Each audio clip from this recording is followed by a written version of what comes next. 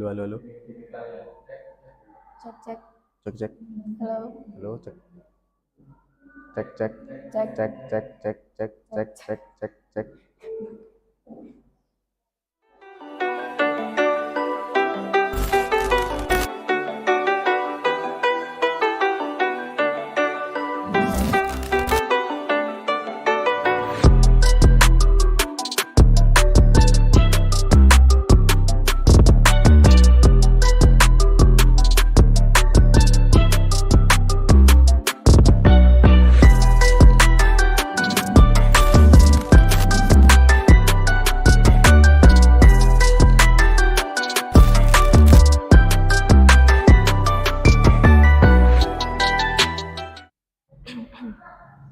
Good morning, fellas, and Zoom meeting and YouTube streaming or watching.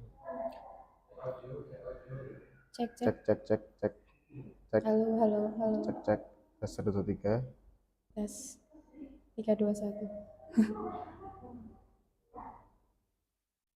Sudah ready semua.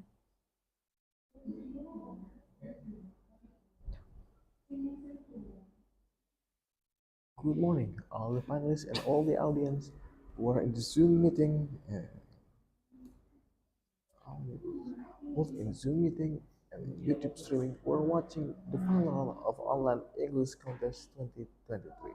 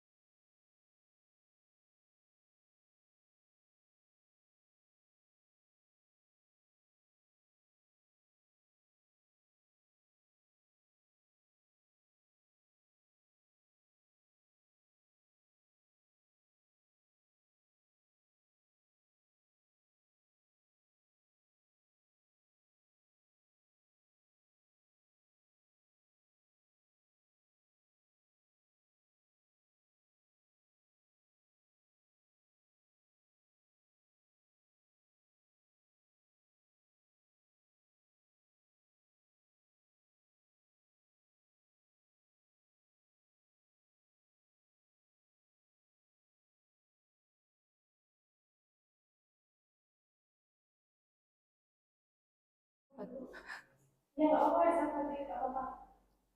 Kita cek sound dulu. Gitu. Masih belum keluar Pak. Halo, bisa kita cek sound dulu semuanya?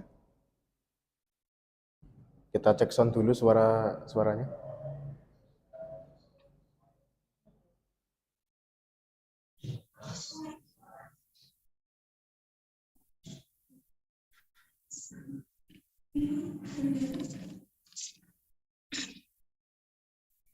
Nilu, ayo dia. Nilu, bisa cek sound dulu suaranya. Iya, saya Kak.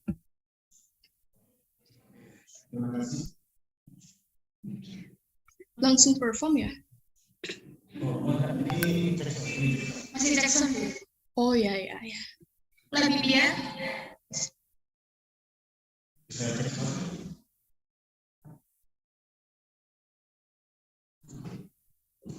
Iya ada.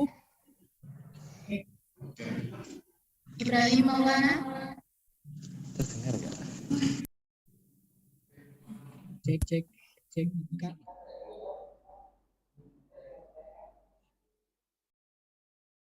Oh,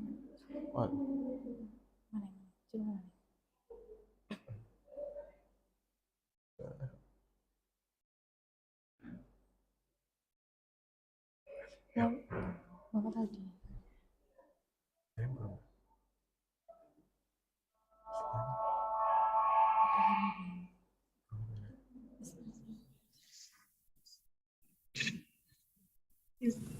Halo. Halo. Halo. Halo.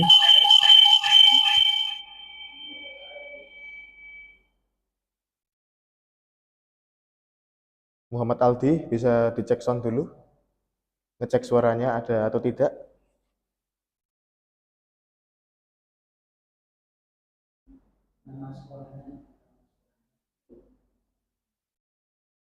Suaranya. Oh. Aldi dari Hasim Asy'ari, Muhammad Aldi dari Hasim Asy'ari, bisa cek sound dulu?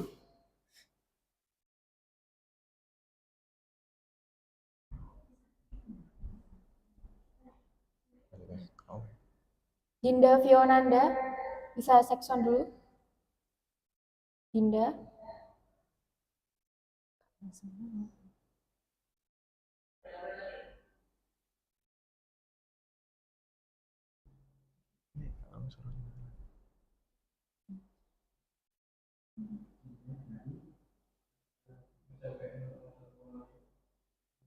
Dinda dari SMPN 1 Wonoayu bisa cek sound dulu.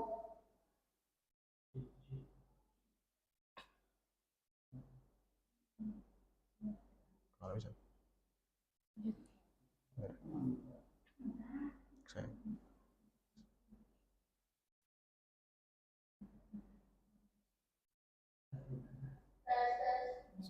Oh, wis lagi. Oke.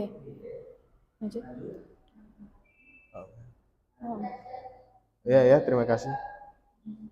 Sudah, ini cuma mengetes sound aja. Selanjutnya, Anggun Melati bisa dites sound dulu. Anggun Melati Permatasari dari MTSN 1 Mojokerto bisa ngetes sound, cek sound.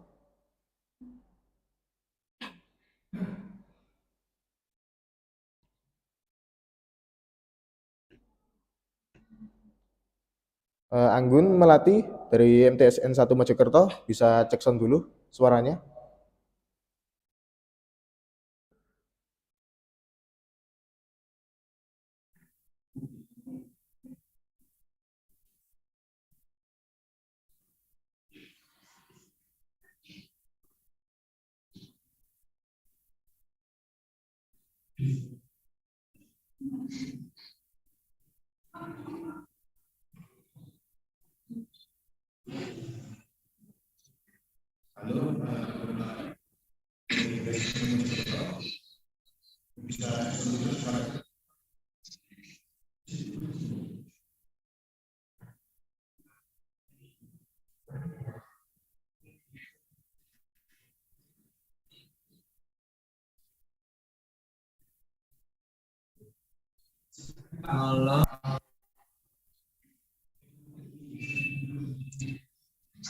Saya Panuti dari SMP ITB bisa cek sound dulu. Ada.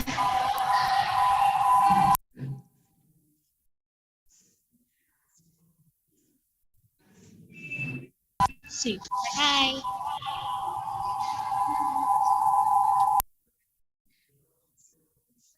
Aulia Amanda dari Hasim Asyari. Yang cek sound dulu. Halo Kak, ini backsoundnya jadi satu sama Muhammad Aldi. Ya. Cek. Malia Luna dari SMP ITB Baitul Quran. Silakan. Oke, baik. Noval Aras Aminullah dari MTS Hasan Jufri. Noval.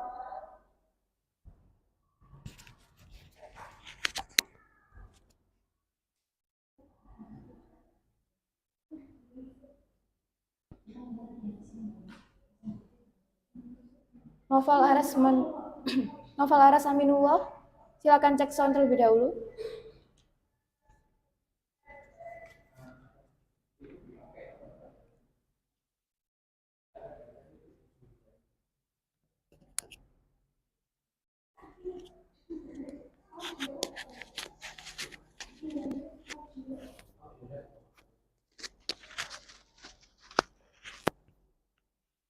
Mikrofon.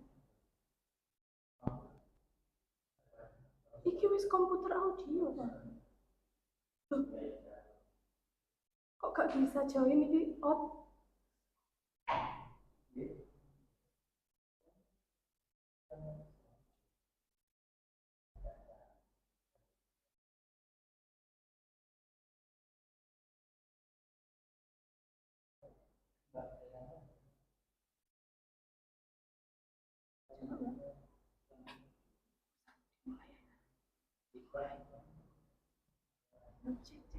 Cek. Halo, halo, tes. Gak masuk. Halo, tes.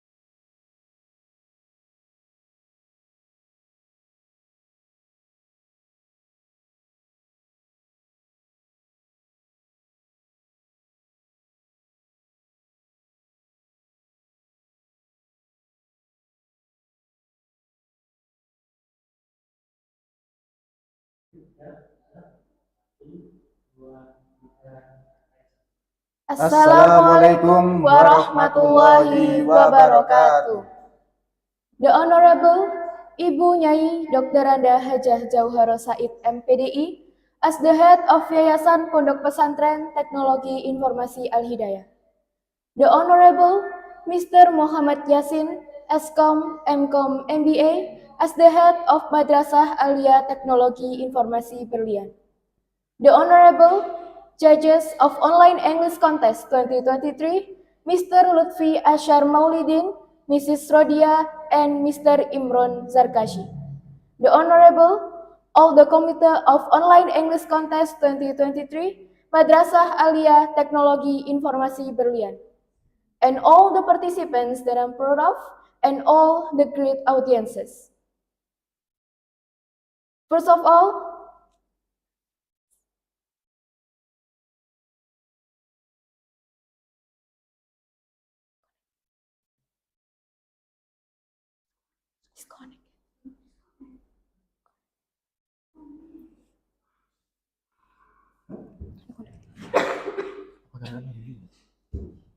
Apa karena wifi? Apa karena wifi? tahu ya. Tapi ini tadi mati nggak? Udah. Mati aja. Mati semua tak? Apakah saya harus mengorbankan paketan saya untuk 10 GB habis hari ini? Nggak ada yang pakai wifi kan ini? Nggak pakai wifi kan? Enggak, saya enggak tahu. Apakah aku harus mengorbankan 10 GB paketanku untuk ini? Maaf. Kamu salah. Bisa aja ya. Apa bos kamu maaf?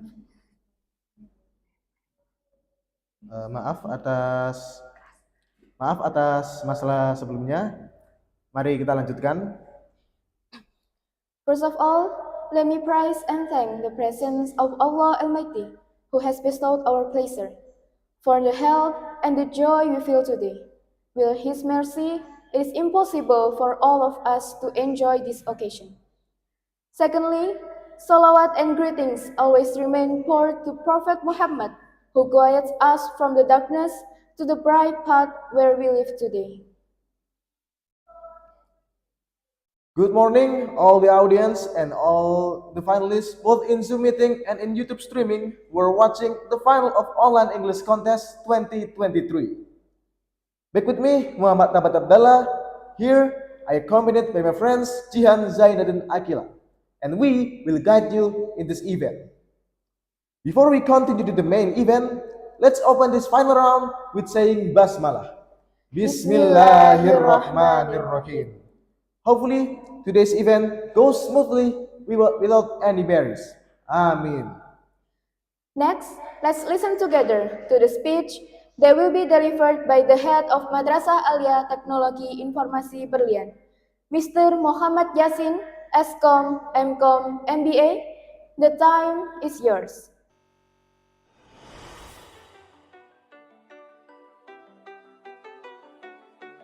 Assalamualaikum warahmatullahi wabarakatuh.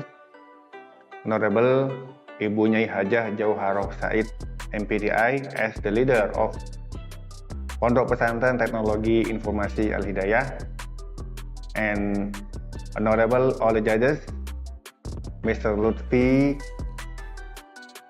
Asfar Maulidin, Mrs. Rodia, and Mrs. Imron Zarkasi. Thank you very much for being here. And all the committees of Online English Contest 2023, I'm really proud of all your work until today. You have done a very great job. All the participants of Online English Contest 2023, you did the best. And all the audiences, thank you very much for being here. First of all, let's say pray thanks to God Almighty who has allowed us to do this event, to schedule this event, so that we can do our best for this event in healthy condition. Secondly, may salawat and salam always be with our big Prophet Muhammad SAW, who has guided us from the darkness to the lightness, from stupidity to modern era, which is Islamic era. Before I talk about Online English Contest, I would like to greeting all of the participants of Online English Contest 2023. You have done your best. Congratulations for you. Okay, let's talk about Masdi Berlian. Masdi Berlian is Madrasah Aliyah Teknologi Informasi Berlian. This is the first Madrasah Aliyah which based on information technology. You know what? As we know, the high demand of information technology in this era should be answered. And Masjid Berlian is determined to the answer of this problem by combining national curriculum and additional curriculum. We have several good programs. First one is mobile programming. The second one is web programming, Tahfidzul Quran.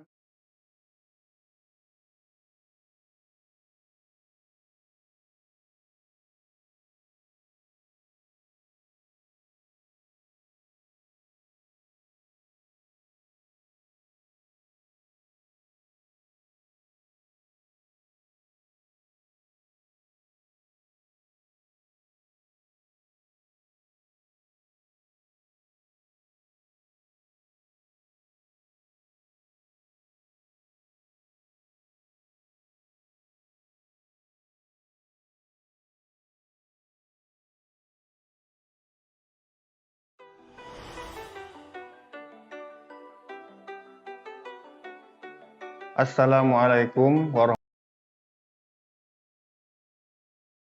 wabarakatuh. Quran and guidance if you want to win a competition. Every Saturday, we have several group programs. One teacher teach only 3 or 4 students. One lesson, one class. Every student enter the class with a different, because you are unique, so we try to in a unique way. That's why more than half of the students can win the competition both in regional and national competition. I'm sure that if you join us, you will do the same way. Okay, back to the topic. What is online English competition? Online English Contest 2023. Last year, we held the same activities in East Java. Many participants from East Java did a very good job in both storytelling and speech. So, one of them re-enter this event again with a better voice, better fluently, and better ability. So, if you have already entered this, I'm sure that you are really extraordinary people. So, do your best for you. I'm sure you can do it. Remember our jargon. Show yourself, draw your future. So from here, this is the starting point for you. Cheer up. For the first time I see your video, you have done a very good job. I'm really proud of you. For sure. So, cheer up. Cheer up. Be happy. Do your best. 2023.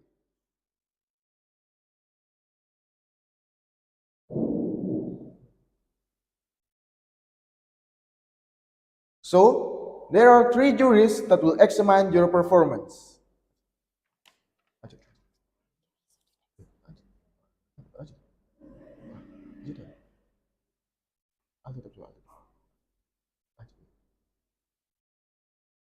Sorry, please wait for a moment.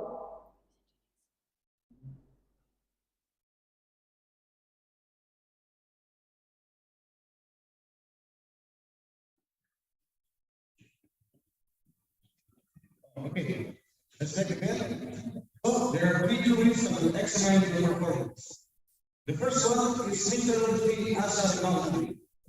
He has graduated from Pendidikan Bahasa Inggris in Universitas Negeri Semarang, Indonesia.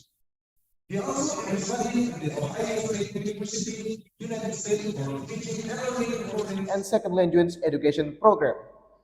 Some of his research interests are genre-based approach, teaching and learning motivation, dynamic assessment in EFL classroom, teaching methods to improve EFL reading and writing skills.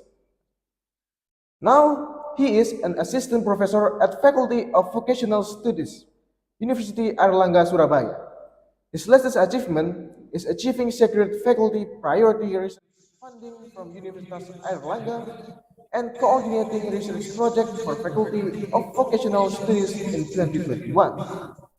And these are some of the publications of Mr. Lutfi Ashar Maulidi. Hello, Mr. Lutfi. Good morning and glad to see you.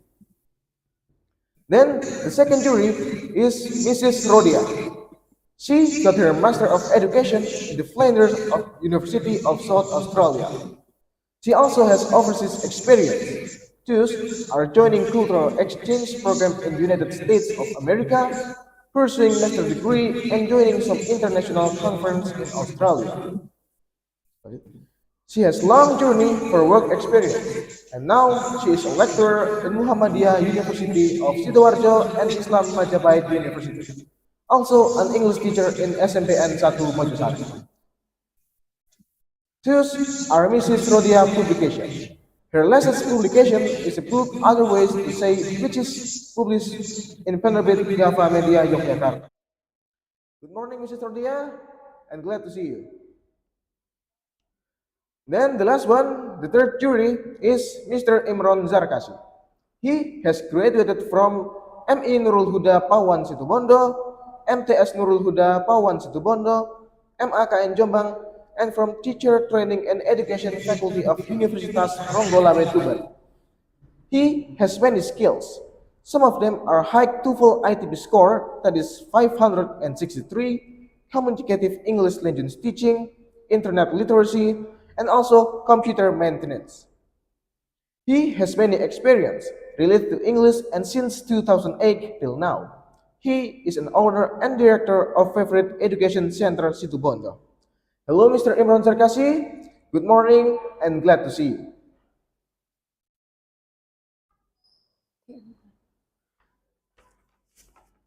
They're all great figures, and I'm quite sure that all the participants today will amaze the jurors. Okay, then I will deliver some rules that must be considered by all the finalists. Firstly, all the finalists must rename the Zoom name based on the list that has already sent to the WhatsApp group. Secondly, all finalists of speech category will deliver their performance first. Then there will be an intermezzo for a while. Thirdly, all the finalists are given a maximum of 6 minutes to deliver the speech. MC will give a warning when the time is almost up. Fourthly, all the finalists from the same school are not allowed to use the same script or story. And the last one, all the finalists must prepare a stable network connection. If there is connection interruption during the first call, the finalists will be called again after all participants have delivered their performance. There is only a second chance. Okay, all the finalists, are you ready to perform? Let's begin the performance of speech category in the final round of Online English Contest 2023. Show yourself, tell your future. Okay, the first finalist.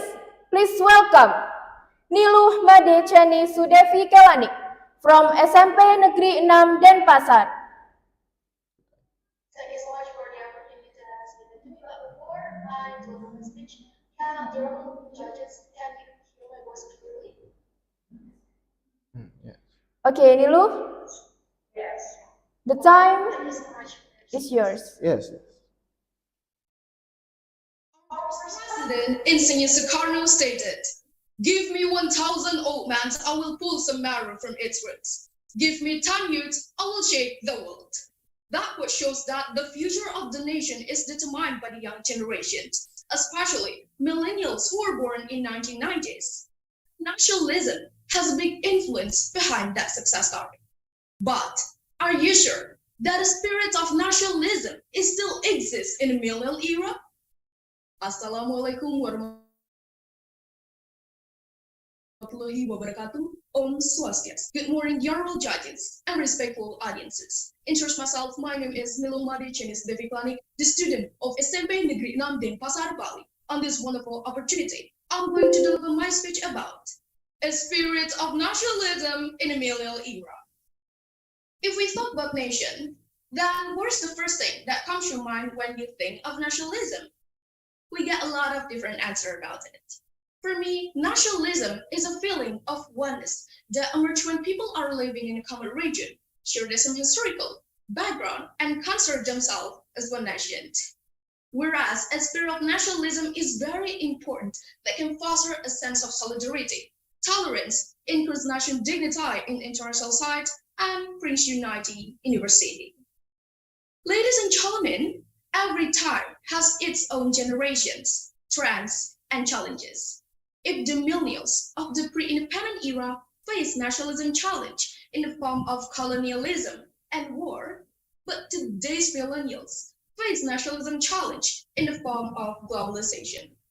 We realize that some millennials have benefited from the existence of globalization, such as to be updated, learn new skill, and knowing the country and the culture. In terms of understanding the country and the culture, seems to have harmful consequences for millennials. They tend to ignore their country, and in the end, fading their nationalism spirit. Now, the third question is, how to instill and increase a spirit of nationalism in the millennial era? Great question. First of all, learning, understanding Indonesian history. I believe that a spirit of nationalism isn't enough just to know heroes in the past and the story behind it, but also as a path for the millennials to move dynamically, creatively, and contribute to the nation. Yes, if we study the past, it will help us to be regretful of what mistakes we made and learn how to solve it. Second, learning and practicing Indonesian culture. Indonesia is comprised of almost 17,000 islands from Sabang to Merauke.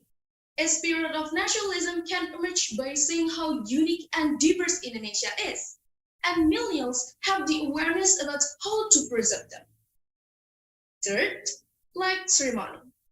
In the past, flag ceremony was not as easy as now, just to raise the red and white flag of Indonesia. It took struggle.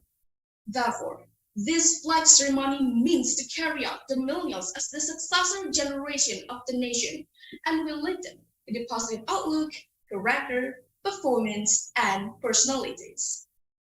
And last, but certainly not least, proud to wear and use local product. Now I want to ask you, do you like local product? Or you're more likely to like foreign product? Actually, it doesn't matter to like foreign product, but as the citizens of Indonesia, we must support our local economy, either by buying the product or promote them to the surrounding communities. Now, many of local products are developed with developing trends, not just to preserve prestige, but also to increase a spirit of nationalism and helping local entrepreneurs in creating new ideas so that their businesses will be even better. Well, those were about 4 tips how to instill and increase a spirit of nationalism in a millennial era. Ladies and gentlemen, in conclusion, instilling and increasing a spirit of nationalism in a millennial era is very needed because of the existence of globalization. Millennials are starting to fade their nationalism spirit, and we need some steps to get it back. Well, that's all about my speech today. Thank you very much for your kind attention. Assalamualaikum warahmatullahi wabarakatuh. Om Santi Santi Santi Om.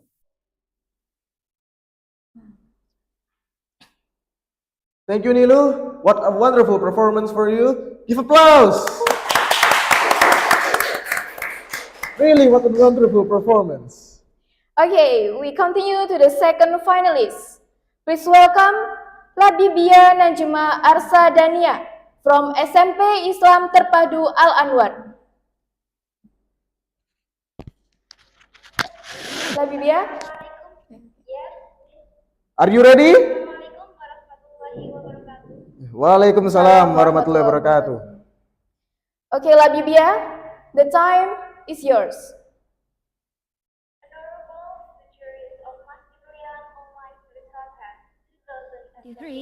And their fellow participants who participate in this final round, and for the viewers who are watching this event. First of all, let's give our gratitude unto Allah Subhanahu wa Ta'ala for giving us hope and knowledge so that we can join in this great event, Mas Di Berlian Online English Contest 2023.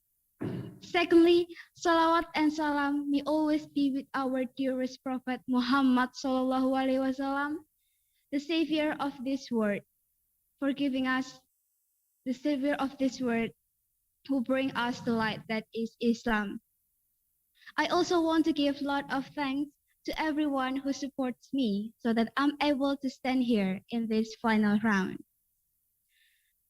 Ladies and gentlemen, nowadays Indonesia's culture change continuously. Along with the growth of a current development, this change is because the societies who are willing to have an alteration and cultural shift. No wonder they happen quickly in this country since the wave of globalization also hits this country. Because of the existence of globalization, the value of Indonesia's traditional culture of Indonesia slowly fade away because of technology advancement as the direct impact in this globalization era. The alteration can be seen because of the cultural displacement, behavior, and the sense that has already changed the value of Indonesia's culture. As a concrete example, the Japan and Korean lifestyle are mushrooming everywhere, influencing how us, the younger, to have the similar style as Korean and Japanese people do. Hairstyle, dialect, food, and clothes should be close to how their looks are. It was so unfortunate because we, as the younger, the inheritor of our homeland Indonesia, who must have a pride toward our own country, impressed and enchanted with another tradition and ignored the true identity of Indonesia. In accordance with the above background, allow me Labibia Najima Arshadania from SMP Talanwar, Modopuro, Mojosari, to serve a speech as the representative of the millennials. Under the title, A Spirit of Nationalism in Millennial Era.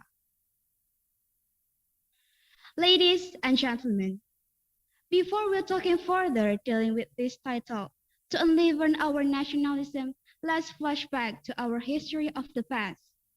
Our predecessors fought furiously to realize this dream.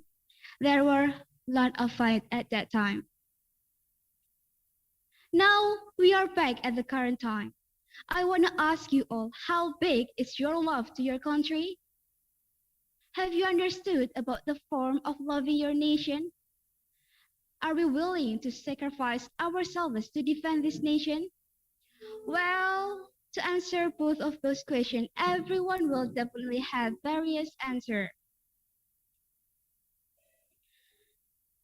Now let's reflect on what is called by nationalism. Talking about nationalism, it has bottomless interpretation that should be able to make our self goosebumps. Hans Kohn, a philosopher and historian of American, gives relevant terminology to use until now. That is, nationalism is a state of mind in which the supreme loyalty of individual is felt to be due the nation state. There are a lot of things which we can do as the implementation of nationalism spirit. One of the action which I myself expect to do is to carrying out our natural resources by improving our human resources through mastering science and developing technology. By owning capabilities in organizing and carrying out our natural world, we can invent the necessary technology and administer them with our human resources. Ladies and gentlemen, if the whole societies have the spirit of nationalism in their soul, then our nation will be grow to become a great nation and align it with another nation. In addition, we will go forward and not be left behind by the other nation. Therefore, we must have the spirit of nationalism. Then this nation remains intact. By the way, is it bad for us, the millennials, to follow the abroad culture? No, it's not bad at all. As long it is for the sake for our country, let's learn from them. Let's master the knowledge and adapt it to our country. The more we enrich our knowledge, the farther we close our step to a bright future. Ladies and gentlemen, finally it comes to the end of my speech. But before ending my speech, I like to quote some words from a famous philosopher who said, "Don't ask what the country have given to you, but ask what you have given to your country." Thanks a lot for the judges and thanks a lot for your attention. Wassalamualaikum warahmatullahi wabarakatuh. Warahmatullahi wabarakatuh. Okay, thank you Olivia for your performance. Give applause everyone.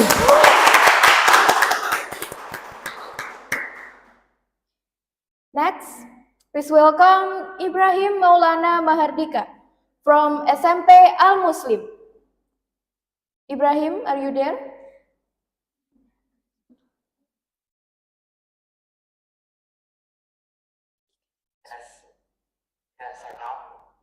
Are you ready, Ibrahim? Okay, then. Time is yours. Assalamualaikum warahmatullahi wabarakatuh. Rabbi ishrah li sadri wa yassir li amri wahlul 'uqdatam min lisani yafqahu qawli, amma ba'du. To the honorable mention, all of the vice judges, all of the OEC 2023 English Pit participants, and all the I appreciate. First of all, let's give thanks to the person of Almighty Allah Subhanahu wa Ta'ala, who still give us blessings and freedom so that we can gather here at the final round. Second of all, may the occasion, may the blessings be presented upon our Prophet Muhammad Sallallahu Alaihi Wasallam, who brought us from the darkness to the brightness, from stupidity to cleverness. At this glorious occasion, allow me, Ibrahim Maulana Mahardika from Al Muslim Junior High School, to deliver a speech entitled "The Role of Global Citizens: How the Millennial Spirit of Nationalism is Reshaping Our Nation." Ladies and gentlemen, nationalism. In semantic studies, those words come from Latin natio, which derive from the word nascer, or nato sum, meaning I have been born. Or if we combine those words together, then we can get that nationalism is upon about how high of each individual that must be attached to the nation state. Dedication, commitment, sacrifice, and togetherness all become one as Indonesian nationalism. Then how is the condition of millennial generation on the spirit of nationalism? Well, to be honest, ladies and gentlemen, the millennial generation has lost the true meaning of nationalism. Why though? Because, the spirit of nationalism that the millennial generation have are fading away because they are easily influenced by the foreign culture without having a good selection on those which are appropriate and not appropriate for the national identity. Furthermore, the existence of technology that should provide the widest, best possible to gain more knowledge, information, has actually led them to a trap that also leads them to the flow of globalization that will never end. For some example, like this one, a trend from TikTok, a trend from Instagram, it is actually normal if we use it correctly because it is originated from the foreign culture, and if we continuously using it without selection it with good respect for our national identity, then it will become a disaster because they will too preoccupied with that foreign culture and they are forget about the national identity that they are in the heart. So that's why, ladies and gentlemen, we need to reshape our nation. We need to bring back those spirit of nationalism. Because spirit of nationalism cannot end on civilization. It cannot disappear. But the nationalism can always grow, can always develop according to a civilization. Then how can the millennial generation apply the spirit of nationalism in the millennial era or in digital era? First one, through communication.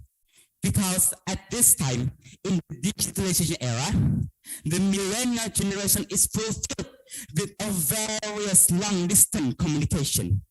This thing helped the millennial generation to communicate with each other and also to unite better as a generation with a spirit of nationalism.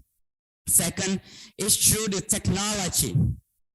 77% of Indonesian citizens have also used the internet. So that's why we need to unite together and use the internet properly to educate and to improve the civilization for the better. Ladies and gentlemen, I get quotes about how important is nationalism is for our country. The fate of a nation will not change if we don't change it. Let's fight together, improve ourselves to be more useful for the country. This has also been explained in Quran Surah Al-Ra'd verses 11, which read, A'udzu billahi minasyaitonir rajim. Bismillahirrahmanirrahim. Inna Allaha la yughayyiru fi qaumin biqaumin hatta yughayyiru fi muhafinin. We just translated, sorry, Allah will not change the condition of his people before they change their own condition. From this thing, let us together to be able to improve the society for better. Let's improve the society that is polite in communicating. Let's improve society that is actually digitalization and also that is intelligent in technology. And also a society that our nation is proud of. I am Ibrahim Mardika from Al Muslim Junior High School. So if there's any one word, because perfection only belongs to Allah Subhanahu wa Ta'ala. Wabillahi taufiq hidayah wa ridha wal inayah. Wassalamu alaikum warahmatullahi wabarakatuh. Warahmatullahi wabarakatuh. Thank you, Ibrahim. You really did a great job. Give applause, everyone.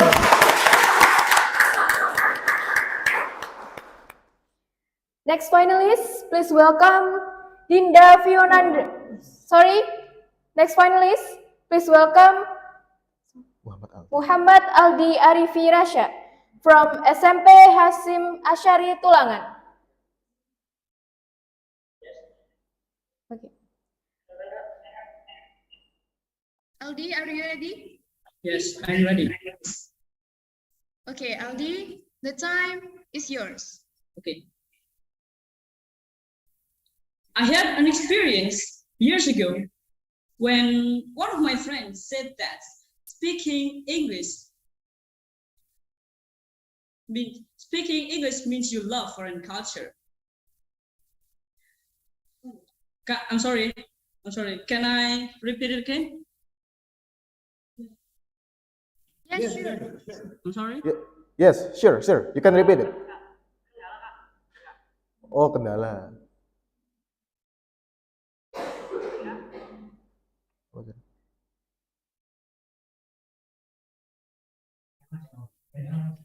I had an experience years ago when one of my friends said that I'm not being Indonesian by listening to some English songs or watching some English movies. He also said that speaking English means you love foreign culture and will make you forget your identity as Indonesian. So the question is, how to keep our nationalism spirit in this millennials era as an English learner? Assalamualaikum warahmatullahi wabarakatuh. Honorable judges, ladies and gentlemen. First of all, I'd like to thank to the Almighty God It is because of him we are all able to join this contest.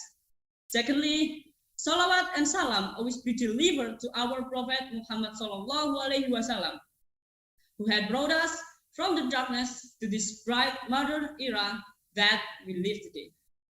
And last but not least, I'd like to thank the judges for giving me opportunity to compete in this contest. Ladies and gentlemen, good morning. My name is Muhammad Aldi Arif Rasha, and I'm from Hashim Asyari Junior High School, Tulangan, standing here to deliver my speech. I hope you all feeling as amazing as I'm right now. So, to be honest, I'm a little nervous, but I'm not here to tell you about what I'm feeling. I will tell you about how to keep our nationalism spirit in this millennials era as an English learner. Well, many believe that nationalism among the younger generations is on the decline.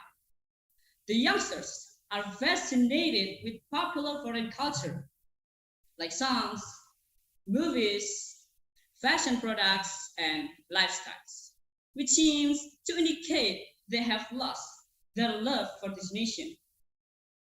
There is also a tendency for the youngsters to trust and prefer foreign products with globally recognized brands that aggressively entering the Indonesian market. Like I said before, I think the biggest challenge of all English learners is keeping the nationalism spirit in this millennials era with our English skills. There are many ways to do it. For example, by promoting Indonesian culture to foreign countries. We can do it by creating an independent projects to promote local tourism, like establishing blogs and websites to share travel experiences and or global trip. It seems, and we can also showing historical places, foods, and so on. And of course, the language to communicate with foreign visitors is English. We can also sell made in Indonesia stuffs like handicrafts, batik, snacks, and accessories to share on global online platform like Amazon's or on a website. In this case, social media has played a significant role in facilitating the growth of our nationalism spirit in this millennials era. We need to show the world that Indonesian youngsters can be trendy and fashionable without losing their roots. Last, I can conclude that we will never lose our nationalism spirits as an English learner in this millennials era if we can use our English skills in a good way to promote Indonesian culture. I think that's all for my speech. I hope we have all learned something new from it. Thank you very much for your attention. Wassalamualaikum warahmatullahi wabarakatuh. Waalaikumsalam warahmatullahi wabarakatuh. Okay, thank you Aldi. You did your best. Give applause everyone. Okay, next finalist, please welcome Dinda Fionanda from SMPN 1 Wonoayu. Dinda, are you there? Yes, can you hear my voice? Okay. Please turn on your camera. Yes. Are you ready? Indonesia has gone through many occupations and struggles to become an independent nation. Many people are struggling for the progress of this nation. We will not be able to repay the service of the heroes without a spirit of nationalism. In this millennial era, how can we build a spirit of nationalism as the next generation? And what are the effects if we do not have a spirit of nationalism?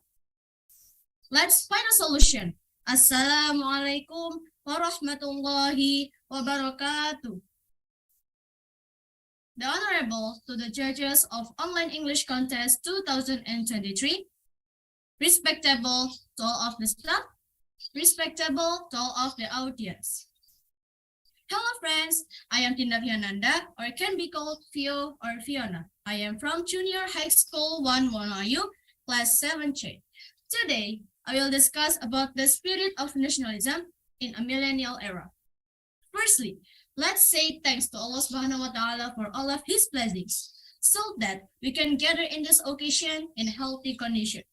Secondly, salat and greetings always be with our Prophet Muhammad Sallallahu Alaihi Wasallam, who has led us from the darkness to the brightness, from Jahiliyah to Islamiyah.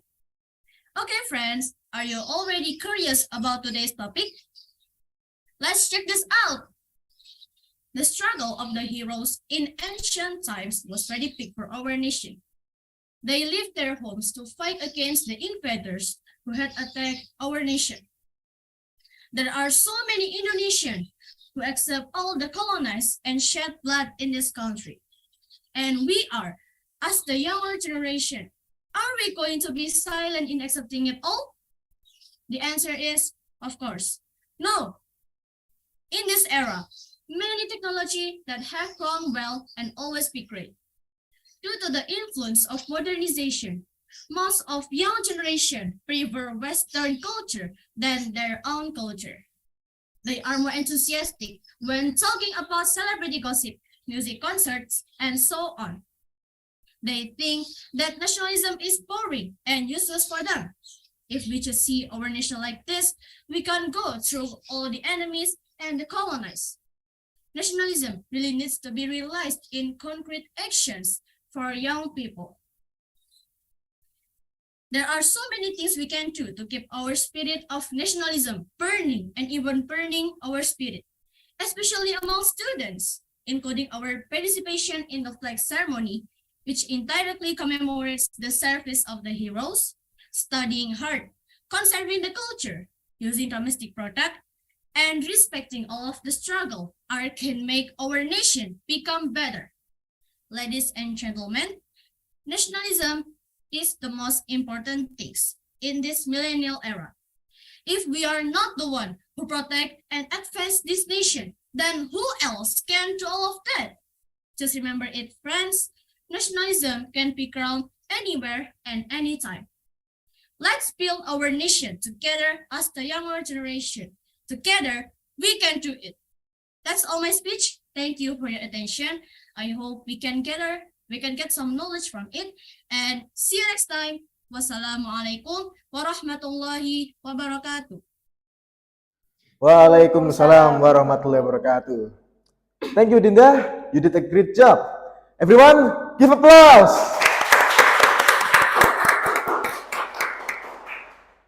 Okay, next finalist, please welcome Anggun Melati Marina Permatasari from MTSN 1 Mojokerto. Anggun, are you there?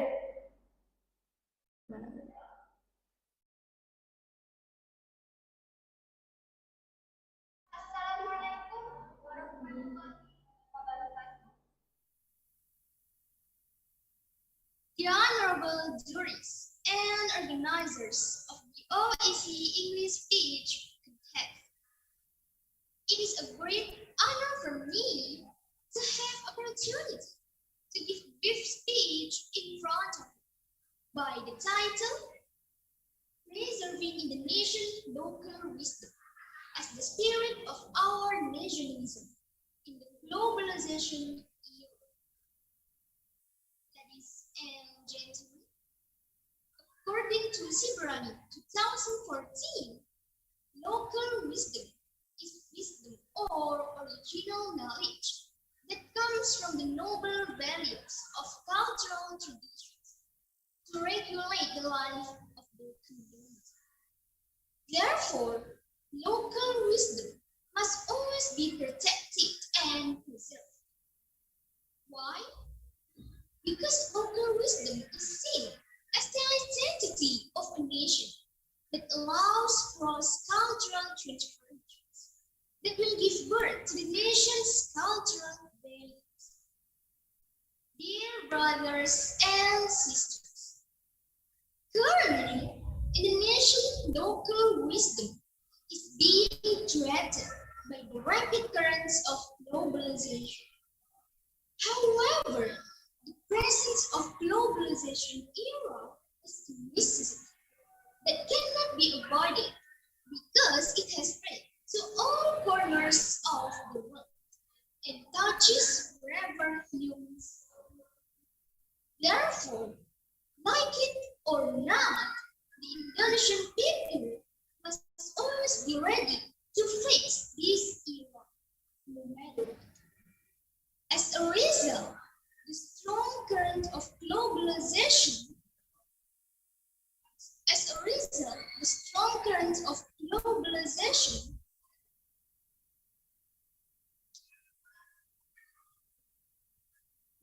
the strong current of globalization is being threatened.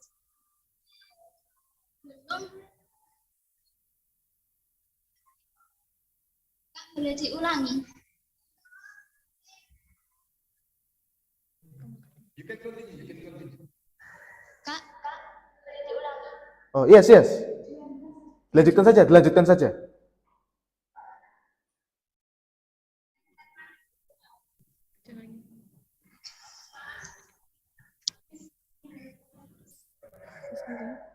Dilanjutkan saja itu. Dilanjutkan saja. Oh, enggak perlu. Oh, enggak perlu. Dilanjutkan saja itu tadi. Boleh dilanjutkan saja. As a result, strong current of globalization is no longer as popular and strong as they used to be. Why? It is because the awakening of local wisdom values owned by Indonesian people today. Therefore, we need a strategy that can be used by the community to maintain the values of local wisdom from the powerful current of globalization. Ladies and gentlemen, the question is, what strategies can be used by the young generation to maintain local wisdom in this globalization era? Brothers, allow me to share tips on how to maintain local wisdom in this globalization era. First, the youngsters must be familiar in their local wisdom. By knowing better, they will be more interested and learn about it. Of course, this will create a sense of belonging to our own local wisdom. Second, the youngsters must learn and socialize local wisdom.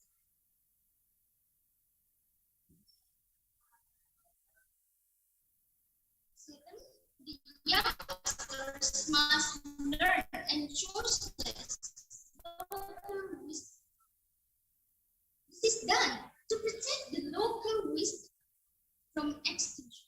This is because Indonesia is a country that has various tribes and cultures.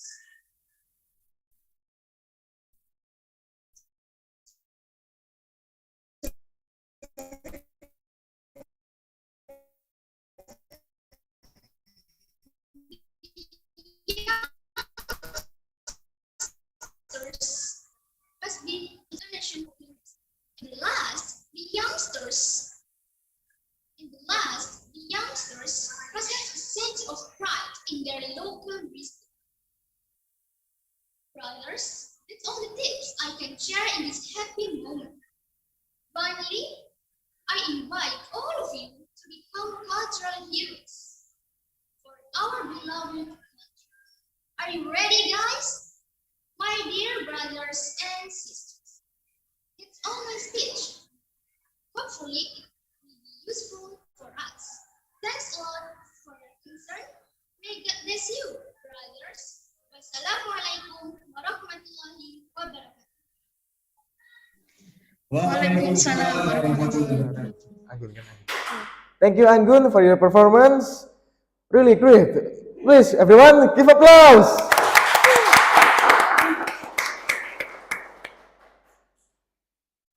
Next finalist, please welcome Alaya Palupi Rihadatul Aisyah from SMPIT Baitul Quran Al-Jahra Magetan.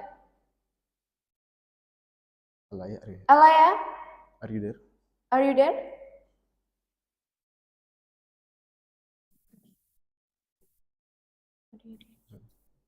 Okay, Alaya, the time is yours.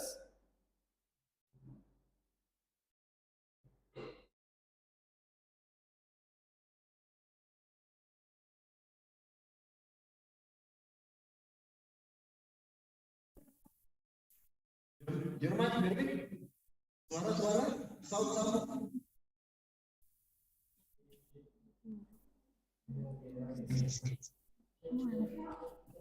Check. We can't hear your sound.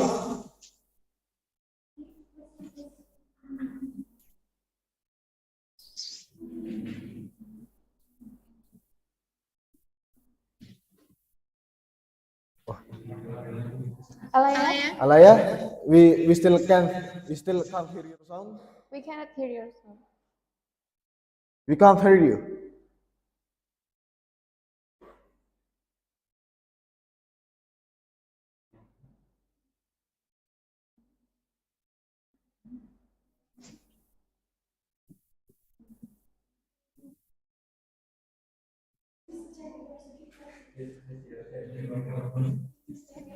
Please check your microphone and speaker.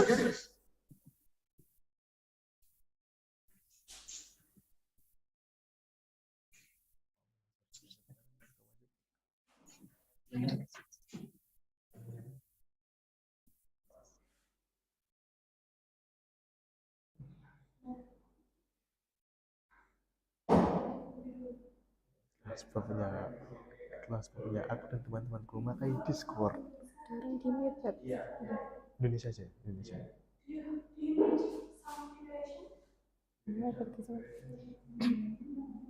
Do you need some preparation, Alaya?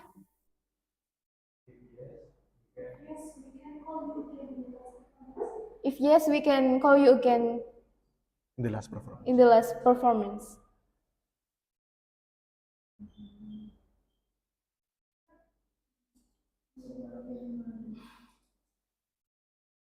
Indonesia aja, panggil Indonesia. Indonesia aja ya. Panggil. Masih butuh persiapan? Alaya masih butuh persiapan? Sudah. Diteruskan aja.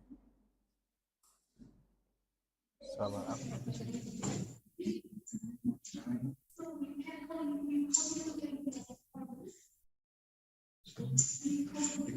So we call you again in the last performance. Okay.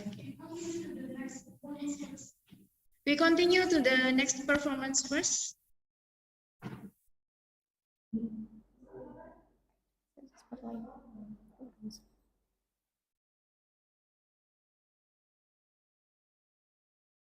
Looks like our friends Alaya still needs some times.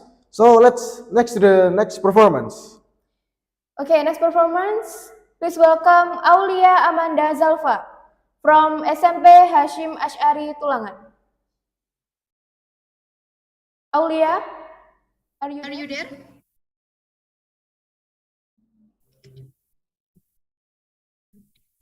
Halo. Okay, Aulia. Ya, bisa. Can you turn on your camera? Okay.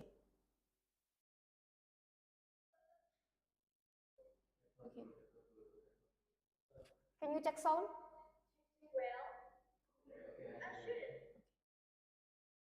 Sir, that all of us have studied history lessons and civic education, and also have skills education. Well, I shouldn't. I'm pretty sure that all of us have studied history lessons and civic education. And also, always commemorate the great national days, such as Heroes' Day, the Independence Day, the Military Day, and so on. If we talk about nationalism, what is exactly the spirit of nationalism itself? Is it enough from just studying about history and commemorating national days? Assalamualaikum warahmatullahi wabarakatuh. Honorable judges, teachers, and my fellow students. First of all, I would like to thank Allah Subhanahu wa Ta'ala. It is because of Him I'm able to stand here to deliver speech. Salat and salam always be delivered to our Prophet Muhammad Sallallahu Alaihi Wasallam, who have brought us from the darkness to this bright modern era that we live today. Good morning, everyone. I am Aulia Mdezalfa from Hasim Asari Junior High School, Tulangan. Would like to deliver speech about the spirit of nationalism in the millennial era. Theoretically, nationalism is an understanding to love the nation in the country itself, awareness the member of a nation, and the willing to achieve, maintain, and devote national identity, integrity, prosperity, and strength. Like I said before, is it enough for millennials to just studying about history and commemorate national days? But I think many of millennials seems to not fully understand what's the exact meaning of nationalism. There are still many students who skip during school. Many of them do not love the product in the country, destroying the environment, throwing trash everywhere, and so on. Nationalism in today's era has no longer come up with acts to defend the state, but can be realized in other forms, such as how to extol the name of Indonesian nation in the field of sport, arts, culture, or science, especially for students. It's great for youngsters who has the academic achievement. This means millennials must have moral and intellectual intelligence and also have skills and wisdom in how they behave.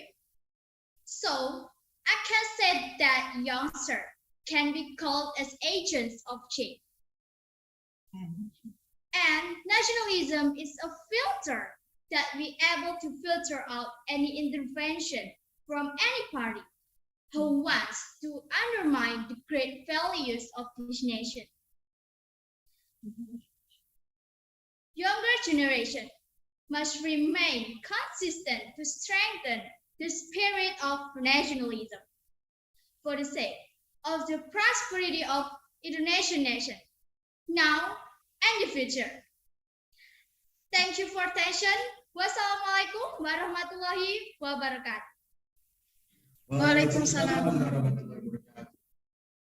Much Aulia for your performance. Give applause, everyone. We continue to the next finalist. Please welcome Maliha Lubna Santosa from SMP IT Baitul Quran Al Zahra Magetan. Maliha, are you there?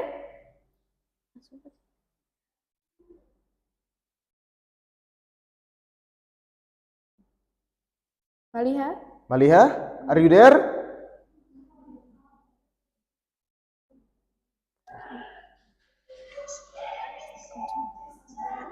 Can you check sound? Check sound, check sound. Yes, yes, okay.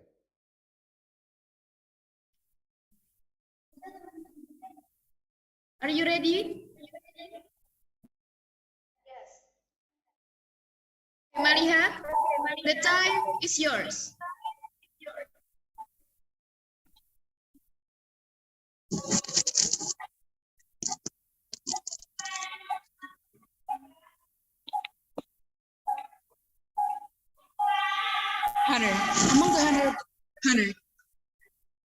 Hunter, among the judge was going to listen what had been played. Hunter, the timekeeper was given time to me to deliver my speech. Bismillahirrahmanirrahim. Assalamualaikum warahmatullahi wabarakatuh.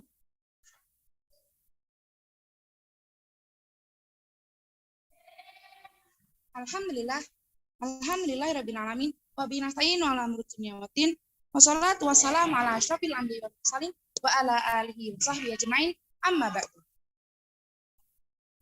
First of all, praise be to Allah, the most gracious, most merciful, who has created the world and universe.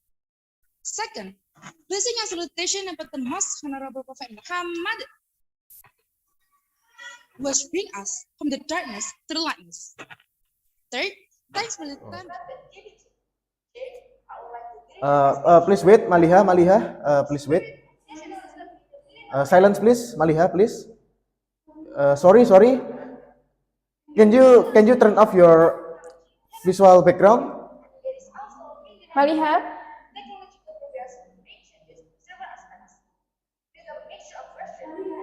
Maliha, can you turn off your virtual background? Maliha, sorry.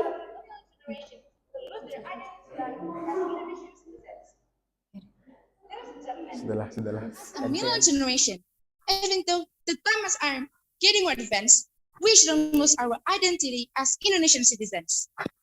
We should still maintain our spirit of nationalism in the millennial era. There are several ways that we can do. Among others are, the first thing is not spreading hoax news. As the millennial generation, it cannot be denied that we are greatly facilitated by technological advance, but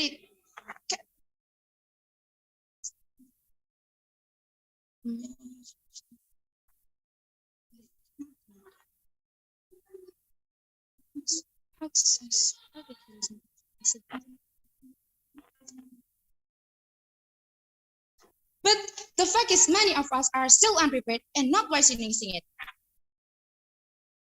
Hoaxing for radicalism and terrorism is a very powerful weapon in damaging the mentality and creating divisions among the national children.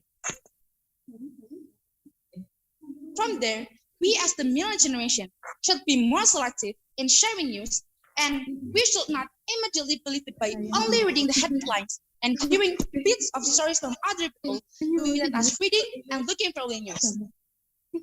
The prohibition against spreading hoax is also found in Quran Surah An-Nur, verse 11. A'udzu billahi minasyaitonir rajim. Innal ladzina ja'u usbatun minkum la tahsabu syarrran lakum bal huwa khairul lakum likulli imrin minhum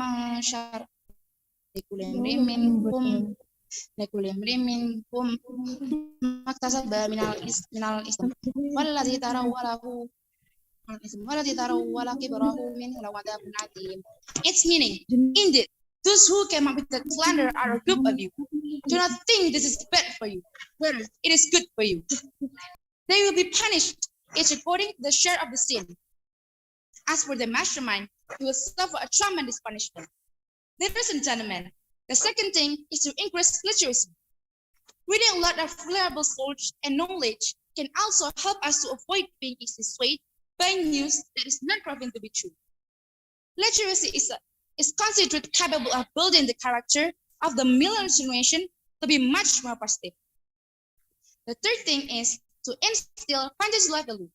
Pancasila value is also an important thing that must be practiced to increase our spirit of nationalism. We as millennial generation should not forget that Pancasila is the ideological pillar of the country. In conclusion, the confidence that the millennial generation will amidst the advancement of technology must indeed be used wisely and make the basis of it. Don't let our identity as nation child just erode. I think that's all my speech. Thank you for your attention and sorry for all my mistakes. I am Maliha Lubna from Junior High School of Baitul Quran Al-Jahra Maketan. See you on the next occasion and wassalamualaikum warahmatullahi wabarakatuh. Waalaikumsalam warahmatullahi wabarakatuh. Okay, You did your best at least. But let's give applause for Maliha.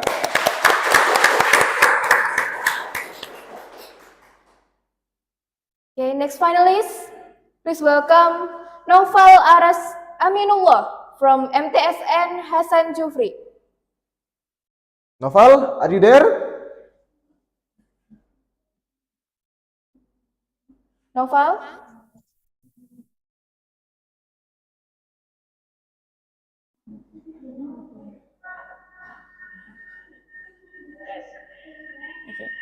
Okay. Oh, yes, yes, we can hear you.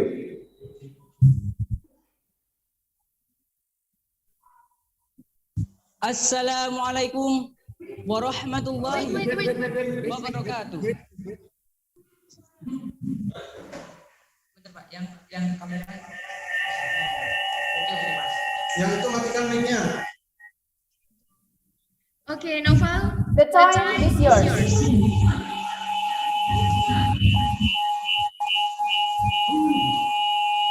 Assalamualaikum warahmatullahi wabarakatuh. Alhamdulillah. Alhamdulillahi rabbil alamin.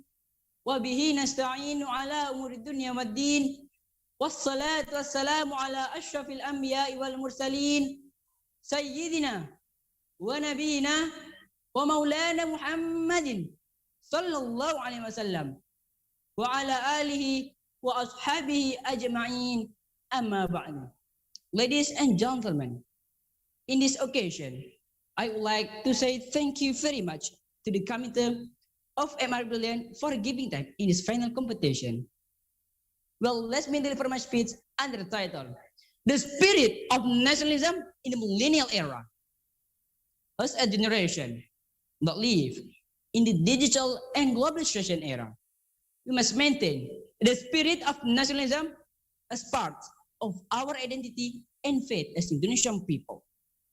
The spirit of nationalism is the spirit of love and affection for our nation and country. As Muslim, the spirit of nationalism is also in line with our religious teachings, as stated by Prophet Muhammad sallallahu alaihi wasallam ever said, "Love your country because it is part of your faith." This hadith teaches us that the spirit of nationalism is a part of faith and is a form of love for God and love for fellow human beings. As millennials, we must be able to resolve the lesson from this hadith and strengthen the spirit of nationalism within us. Not only as a form of faith, the spirit of nationalism is also very important to strengthen the unity and integrity of the nation. We as millennials must be the young people who can realize the aspiration of Indonesian nation. As Indonesian people who have diverse ethnicities, religions, cultures, and language, we must maintain the spirit of nationalism as the basis for the unity and integrity. We as millennials have an important role in maintaining the spirit of nationalism.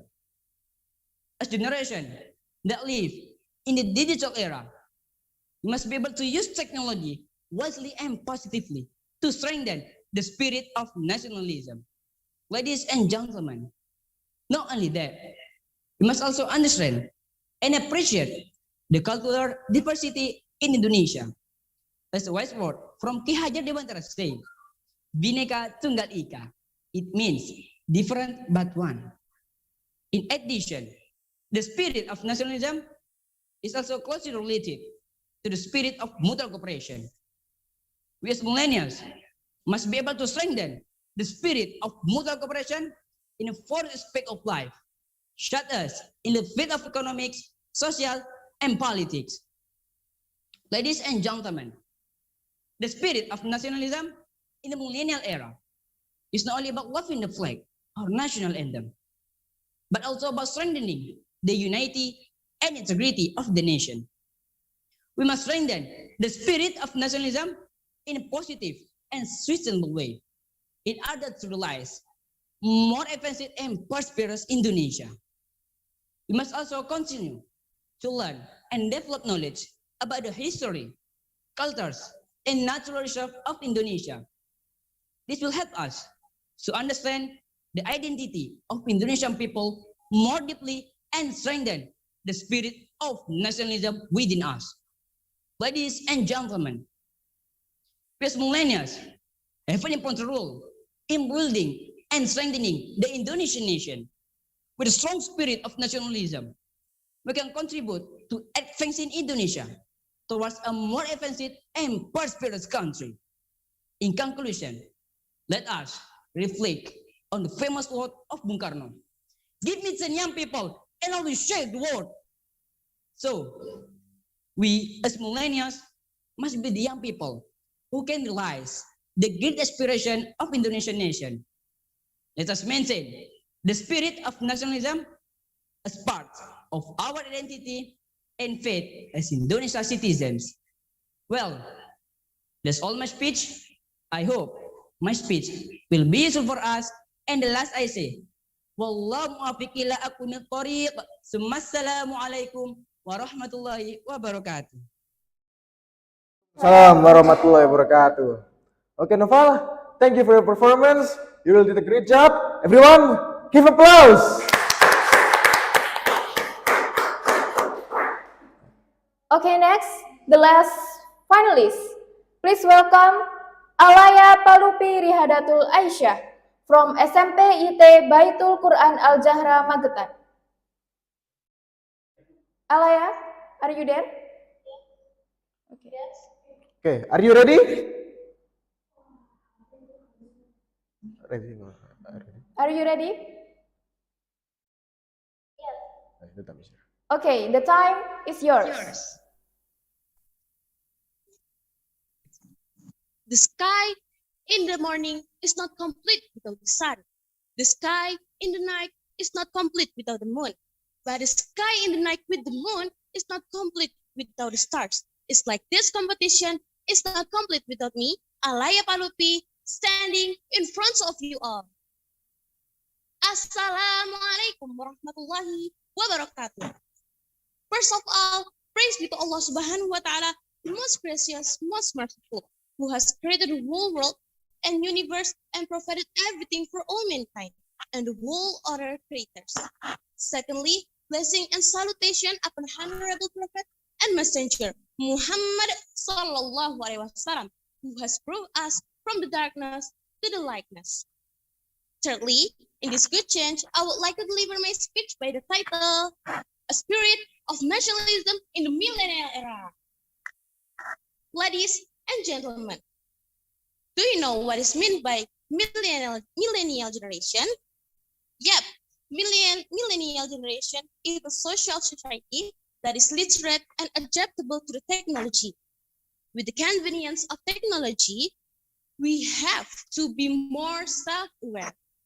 The reason is many people are starting to lose their identity as Indonesian citizens.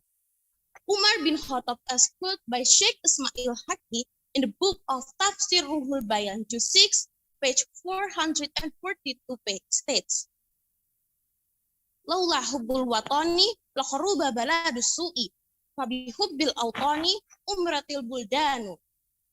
If there is no love for the country, the fallen country will destroy. With love for the country will success.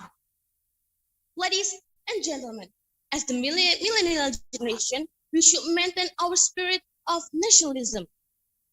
Here are some things that we can do to encourage our spirit of nationalism. The first thing is learning and visiting historical places. The era of globalization has caused changes in social cultural values, ways of life, mindset, as well as science and technology from other people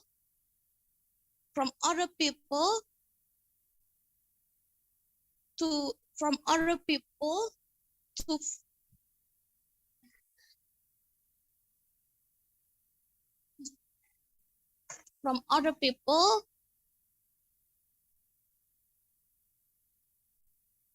developed nation. Therefore, continuing to learn and not forgetting history is one way to fortify ourselves so that our spirit of nationalism does not fade. Do not let us, as the younger generation, forget all the service of our heroes for this country. The second thing is introducing our culture on the world stage. In this era of globalization, we should be able to take a positive side in technological advance. It's easy to post something and in a wide range. We can use it to increase our spirit of nationalism. We can easily share writings or videos related to cultural diversity or even the language that Indonesian on social media. It is this sense of self-confidence and pride that makes Indonesia look good in the eyes of the world. This will also be able to attract attention and sign tourists from various foreign countries and can help support the economic life of Indonesian citizens. Ladies and gentlemen, and the last one is to use domestic products, still alluding to the diversity of Indonesian culture. There are a lot of crafts produced from all over the country, and it cannot be denied there are lots of products sold abroad that still carry the label made in Indonesia or are even similar to Indonesian products. For example, the woven bags that we usually see for shopping at the market. There is one overseas site, namely urbanoutfitters.com. Those who sell these bags at a higher price, namely hundreds of thousands, are far different when we compare them to products sold in Indonesia, which may only be in the tens of thousands. We as millennial generation should be proud and start loving the local products because apart from increasing a sense of nationalism, this also helps improve the economy of the local products. Happy audience and all my friends, this very significant project has indeed made it easier for us. And we should use this increase our sense of nationalism instead of losing our identity as children of the nation. Let's start instill the spirit of nationalism because if not us, then we will. That's all of my speech. I hope that useful for us. I'm sorry for my mistake. Thank you for your attention and see you later in another chance. Wabillahi taufiq walhidayah wa ridha wal inayah. Wassalamualaikum warahmatullahi wabarakatuh. Thank you. Assalamualaikum warahmatullahi wabarakatuh. Okay, thank you Alaya for the performance. You really did a great job. Everyone, give applause.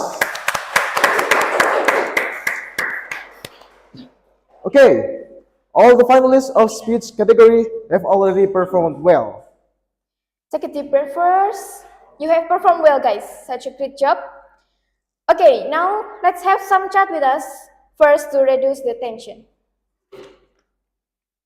Okay, Abad, can you tell to the audiences a little bit about online English contest? Sure. Online English Contest is an annual English competition organized by Mas Teknologi Informasi Berlian. This year is the second OEC for us. This activity provides an opportunity for junior high students to measure their English skills, and it's intended to explore the English potential among Indonesian students. Yeah, for your information, last year we held this event for East Java students. Then this year, we are extending the opportunity so that all students in Indonesia can participate. Abad, have you watched their performance in our Instagram TikTok? Yes, I have. They are all amazing. Their English is very good, and almost all of them can deliver their speech and stories so well. You're right. I'm rather speechless when I saw their videos. Some are even so expressive with good pronunciation and wearing costume. All look so impressive. I'm sure that they have prepared for many days for their performance. Exactly. And now, you guys who are in the final round are the best of the best participants in the Online English Contest 2023. We give a big respect to you guys. Give applause. I'm totally agree with you, Abad. Oh yeah, as we know, our jargon for online English contest now is show yourself, draw your future. Can you tell us what does it mean? Sure. The phrase show yourself means that we need to show our abilities, power, skills to the others. We need to show it to the others to get feedback, opinion, and suggestion, so that we can continuously improve our capabilities. Then it exactly will help our way to draw and bright our future. By joining many contests, whether we win or not yet, we will get benefit of that for that. We can improve our public speaking skills, our confidence, and exactly our English skills. It's so great explanation about. This is also related to our icon this year, which is a peacock named Pico. So Pico stands for passionate, innovative, creative, and optimistic.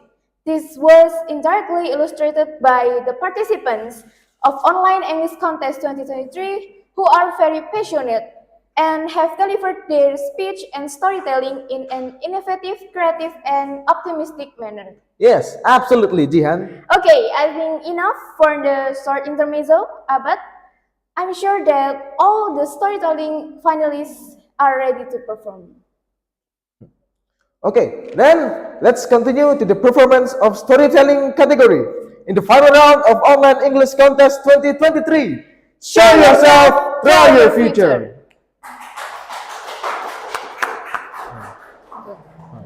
Okay, the first finalist, please welcome Fairsha Agatha Tisel from SMP Dharma Bangsa.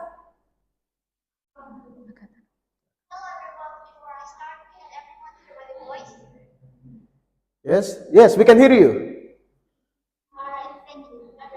Oh, ready. Agatha, the time is yours.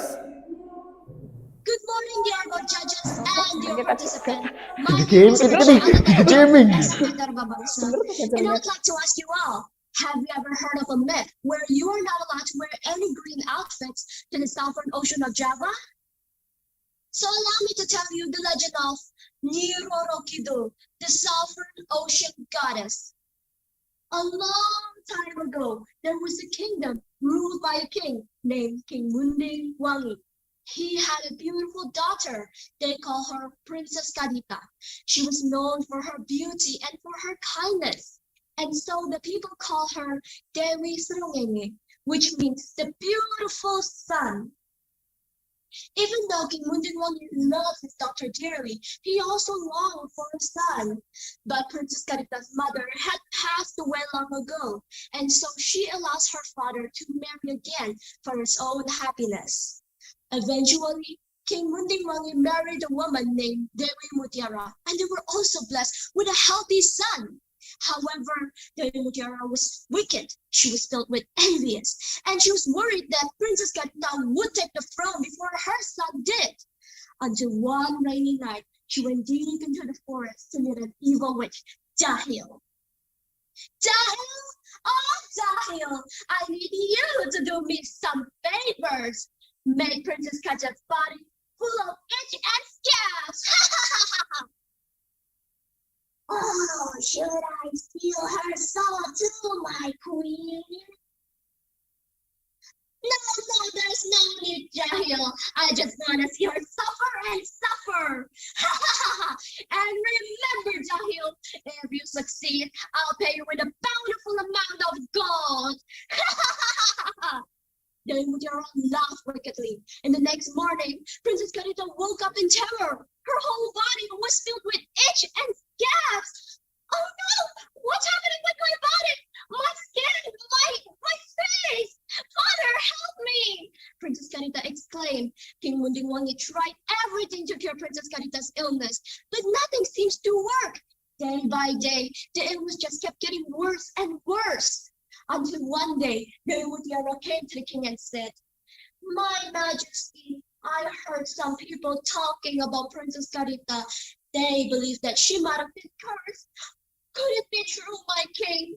Oh, how poor Princess Kadita is.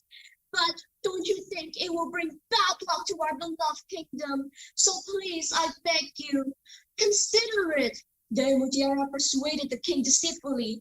But the king was against it. He was in denial.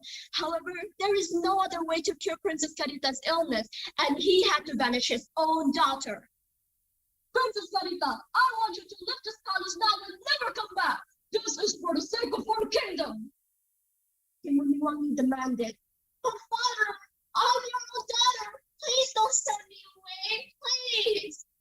Princess Carita pleaded, begged, and cried. But while she is being taken away, there is a smile of satisfaction on Dewi Mutiara's wicked face. Poor Princess Carita didn't have anywhere to go, and so she wandered the forest for 7 days and for 7 nights. There, she prayed to God each day, asking for guidance. However, she had a noble heart. She did not hold any grudges against her family. Instead, she wishes them health and happiness. Oh God, it's been 7 days and I don't know what I should do. And I don't have anywhere to go. So please show me your kindness if I'm worthy for it.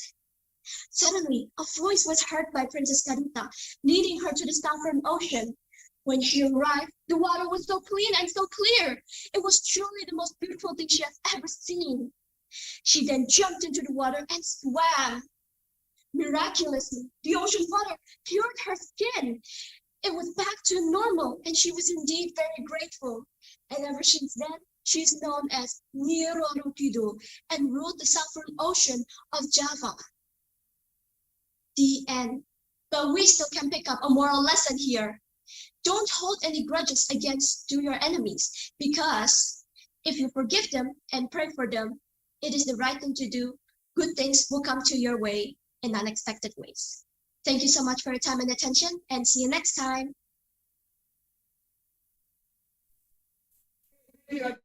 Really, what a wonderful performance!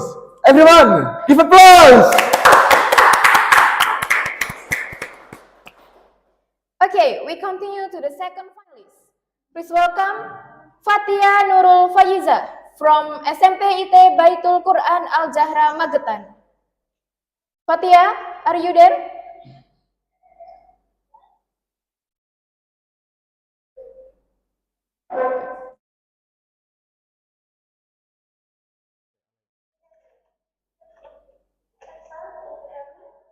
Oh, yes, yes. Are you ready? Yes. Not clear.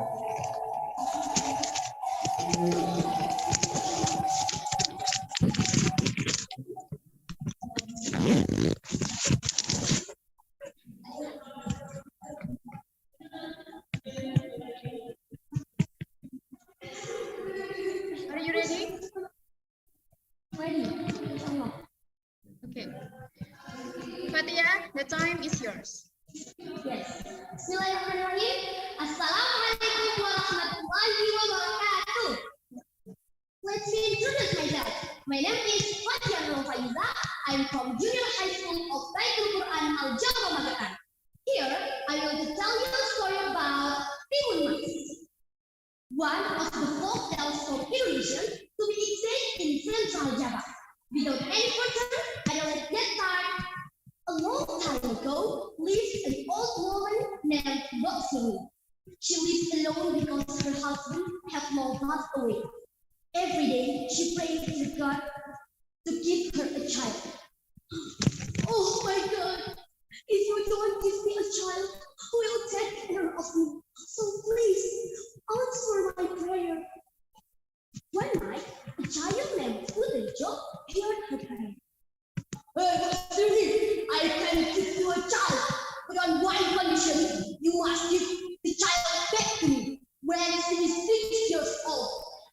Then Udejo gave her a bunch of cucumber seeds and asked her to plant the cucumber seeds around her house. Are you sure, Udejo? Are you sure? Thank you so much. Thank you so much, Udejo. But still, he was so happy and did not think about the risk of losing the child. In the morning, but still he planted the seeds, and not long after that, a big golden cucumber grew from the plants. In a hurry, but still he plucked the golden cucumber and sliced the cucumber slowly and carefully.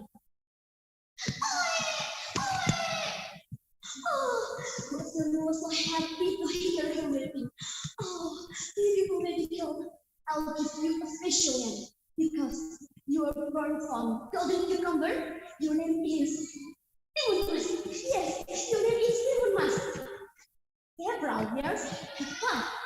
Timun Mas had grew to become a lovely and beautiful girl.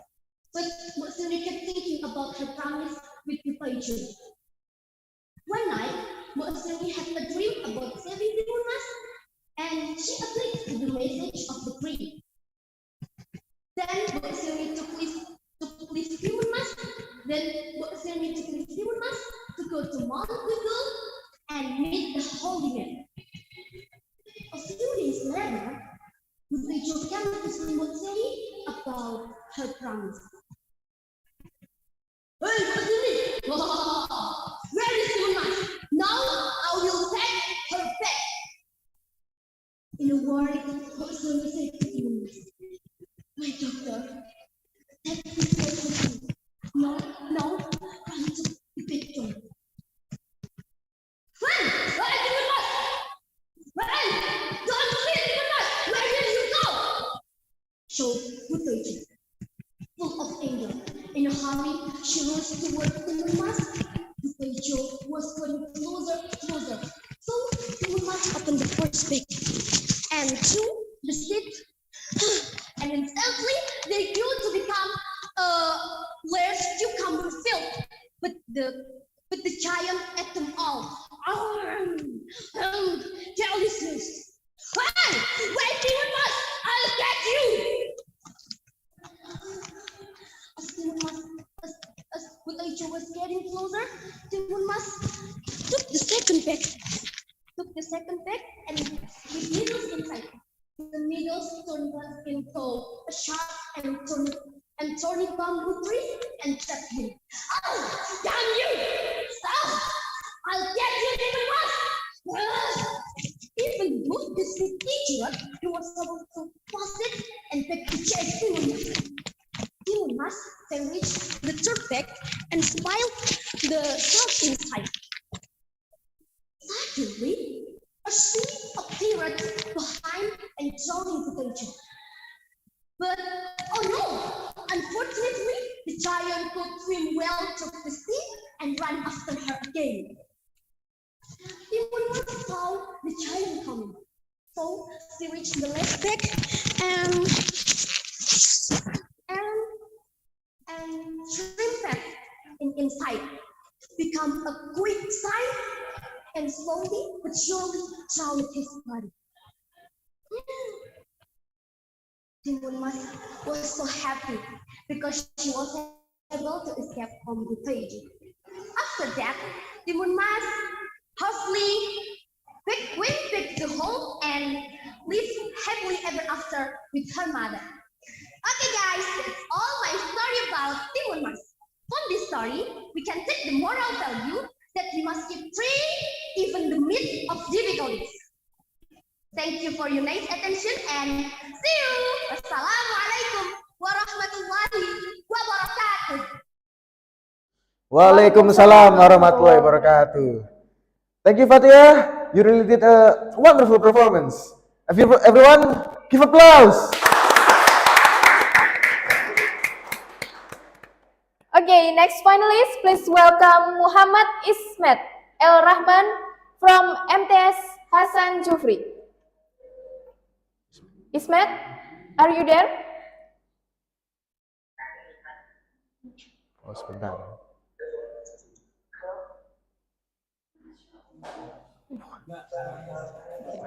Are you ready? Halo. Assalamualaikum. Hi judges. Muhammad Ismail Rahman. In this occasion, I'll tell an Indonesian folktale. The title is The Legend of Tangkuban Perahu. Without any longer, please enjoy it. Long time ago, in West Java, there lived a beautiful woman named Dayang Sumbi. She liked weaving very much. One day, she was weaving a cloth. Suddenly, one of her tools fell to the ground. Then she shouted out loud, "Anybody there? Bring me my tool. I will give you special present. If you are female, I will consider you as my sister. If you are male, I will marry you. Suddenly, a male dog named Tumang came. Hoop, hoop, hoop. He brought her falling tool. Dang Sumbi was very surprised. She regretted her word, but she could not deny it. So she had to marry Tumang and left her father. Then they lived in a small village. Several months later, they had a son. His name was Sangkuriang. He was a handsome and healthy boy. Sangkuriang liked hunting very much.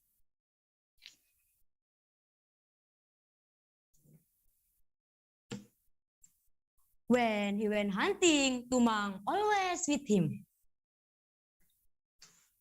One day, Dang Sumbi wanted to eat a deer's heart. Sangkuriang, will you hunt for a deer today? I want to eat a deer's heart so much, asked Dayang Sumbi. Then Sangkuriang went to the wood with his arrow and his faithful dog, Tumang. But after several days in the wood, Sangkuriang could not find any deer. They were all disappeared.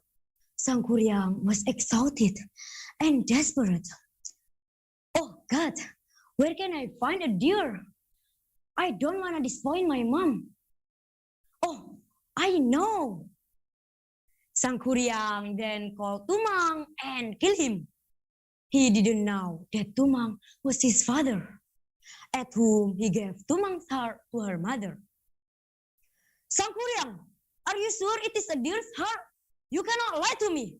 It is Tumang. Why did you kill him? Said Dayang Sumbi, full of anger. She evicted Sangkuriang. Many years passed, and Sangkuriang became a strong young man. At the time, Dang Sumbi was given eternal beauty by God. So she stayed young forever. Both of them didn't know each other. So they fell in love and then they decided to marry. But then Dayang Sumbi recognized a scar on Sangkuriang's head. Sangkuriang, why there is a scar on your head? Asked Dayang Sumbi. Oh, when I was a child, my mom hit me on my head, replied him. Dayang Sumbi was very shocked. She knew that Sangkuriang was his son. It was impossible for them to marry. She told him, but he didn't believe her. Sangkuriang wished that they married soon. So Dayang Sumbi gave him a very difficult condition. Sangkuriang, if you want to marry me, I have a condition for you. I want you to build a lake and a big boat in one net. Can you do that? What? Impossible. But it's okay. For you, I will do it. I can do that. Sangkuriang agreed. With the help of genies and spirits, Sangkuriang started to build them. It was almost done when he nearly finished it. Knowing that, Dayang Sumbi was very worried. So she made legs in the east. Ha! Troops, stop your work. It's already done. The sun will start to rise. Quickly, go home, said the chair of the genies. They left Sangkuriang alone. Sangkuriang, you cannot finish my condition. It means that you cannot marry me, said Dayang Sumbi. You cheated. You made the lead, so let my troops go. Because of that, I could not fulfill your condition, shouted Sangkuriang. Sangkuriang was very angry, so he kicked the boat. Then the boat turned to be Mount Tangkuban Perahu. That's all the story. Thanks for watching. Assalamualaikum warahmatullahi wabarakatuh. Waalaikumsalam warahmatullahi wabarakatuh. Thank you, Ismet. You really did a wonderful performance. Everyone, give applause.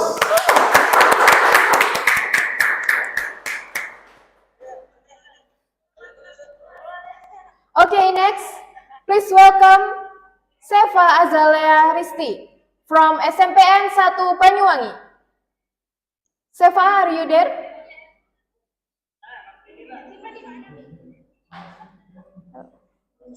Are you ready? Are you ready, Seva?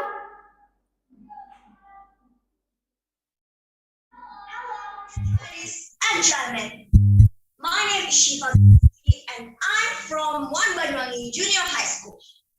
In this occasion, I will tell you a story. The title is The Story of Chawana.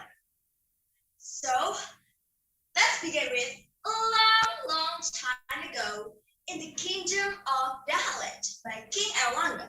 There lived a cruel widow named Chawana. She lived in the village of Kirai. She was also known as the most powerful witch in her village. Beside her scary image, Chawana had a beautiful daughter named Ratamanga, which was as beautiful as a goddess. As a mother, Chawana did not want her daughter to spend her life as a single virgin. However, she was very ruthless. The villagers did not like her and no young man wanted to marry her daughter. You such a beautiful villagers do not truly deserve my daughter. Beware of Jonah's revenge. Kolerai somlayu saka kesalahan jinin diri ono ing lapi. King Erlanga was furious, so he ordered his army to capture Chawana. However, his army was destroyed by Chalana's magic explosion. Boom! Boom! Boom! You pathetic king dogs don't deserve to judge me. Die! Die! Die! Chalana is invincible! King Erlanga was very frustrated, so he asked for help Empu Barada. Empu Barada had an idea. He asked Empu Bahula to marry Tratamangali. And finally, Empu Bahula proposed Tratamangali and Chawanara accepted. So there was a massive wedding for 7 days and 7 nights. So as long as I live, I love you. We'll have and hold you. You look so beautiful in white. And from now to my very last breath, you're still my cherish. You look so beautiful in white tonight. Said Uncle Bahula. When the couple was like 2 loving birds and all people were enjoying, Empu Barada used this time to carry out his mission. He sneaked into the Chandra's room and managed to steal the magic book. After he got the book, he ran away with Ratnamangali. On the next day, Chawana was very mad because she found that her magic book was gone. She was furious. Where's my magic book? Where's my magic book? Soldiers! I lost my magic book. Do you know who entered my room? How dare you? How dare you? When I found you, I will torture you and I will kill you. After studying the secret of the magic book, the day had come. Empu Barada challenged the evil. Chalona. Hey, Empu Barada, are you sure you want to challenge me? Because I am Chalona. I am invincible and invulnerable. I love everything. Fire spreading all around my room. My words are bright. It's hard to breathe, but that's all right. When facing Empu Barada, Chalona plunges both of the flames as deep as her eyes. See? Isn't it fun? Let's end this once and for all. I will come for you, Empu Barada. But Empu Barada knew the trick. He read a powerful spell to reflect the fire to the Chalana's spot. However, Chalana was powerless and vulnerable without her magic. It can't be! My body! My daughter! Ah!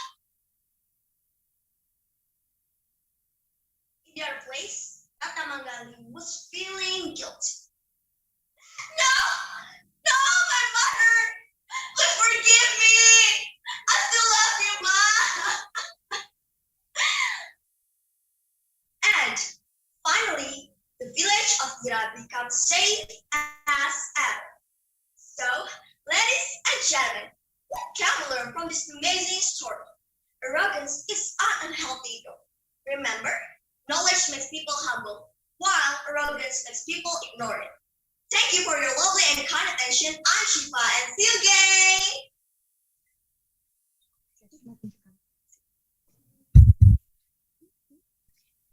Okay, thank you, Seba. What a wonderful performance you have. Everyone, give applause.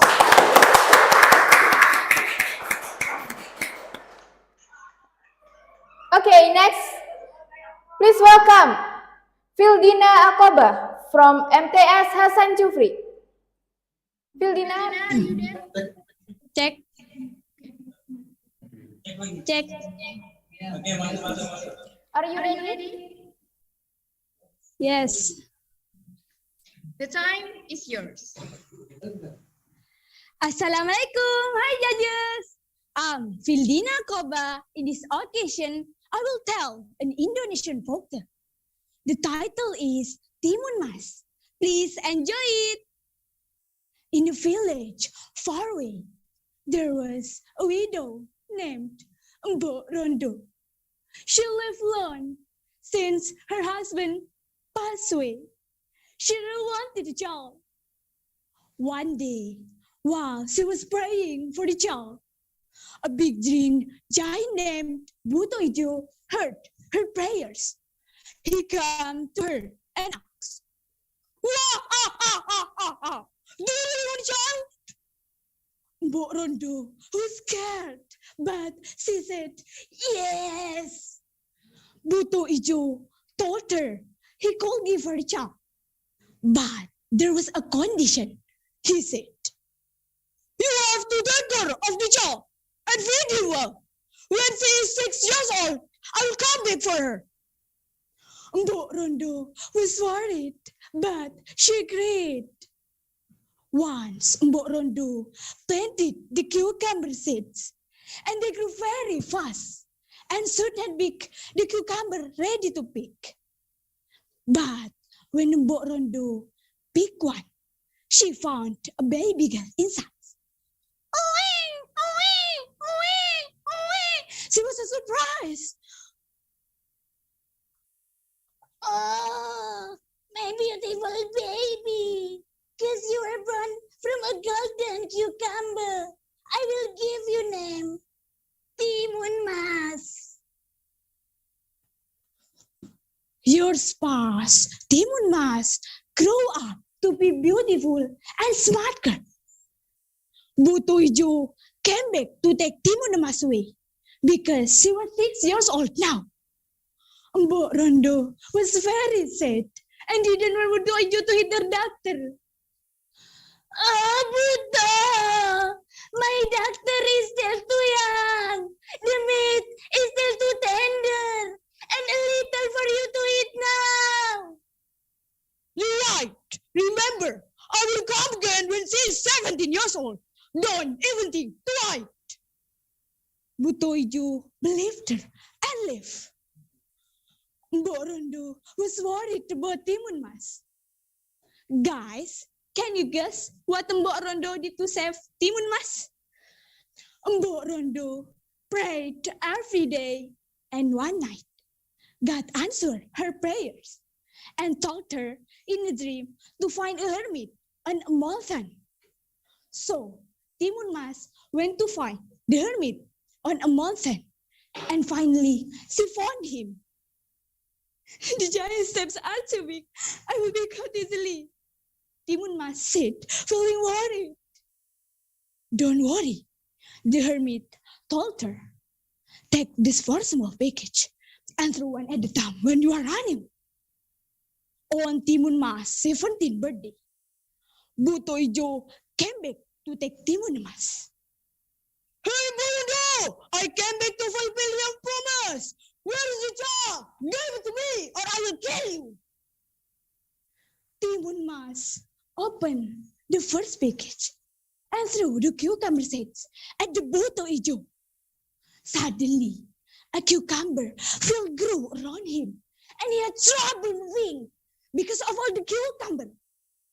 But Buto Ijo broke free and got even angrier. Little mouse, where did you go? I'm gonna catch you and eat you. The second and the third package were not working. Oh God, what should I do? Timun Mas opened the fourth package, and it was filled with shrimp paste. Come here, sweetie! She threw it at the Buto Ijo, and it turned it into boiled hot mud. The Buto Ijo couldn't stop and fell into the mud, and he couldn't get out and drown it. Timun Mas was relieved and walked back home. Mbok Rondo was very happy to see her doctor, and they hugged and thank God for his help. From then on, they lived happily together. That's the story of Timas. Thanks for watching. Assalamualaikum warahmatullahi wabarakatuh. You have a really wonderful performance. Everyone, give applause!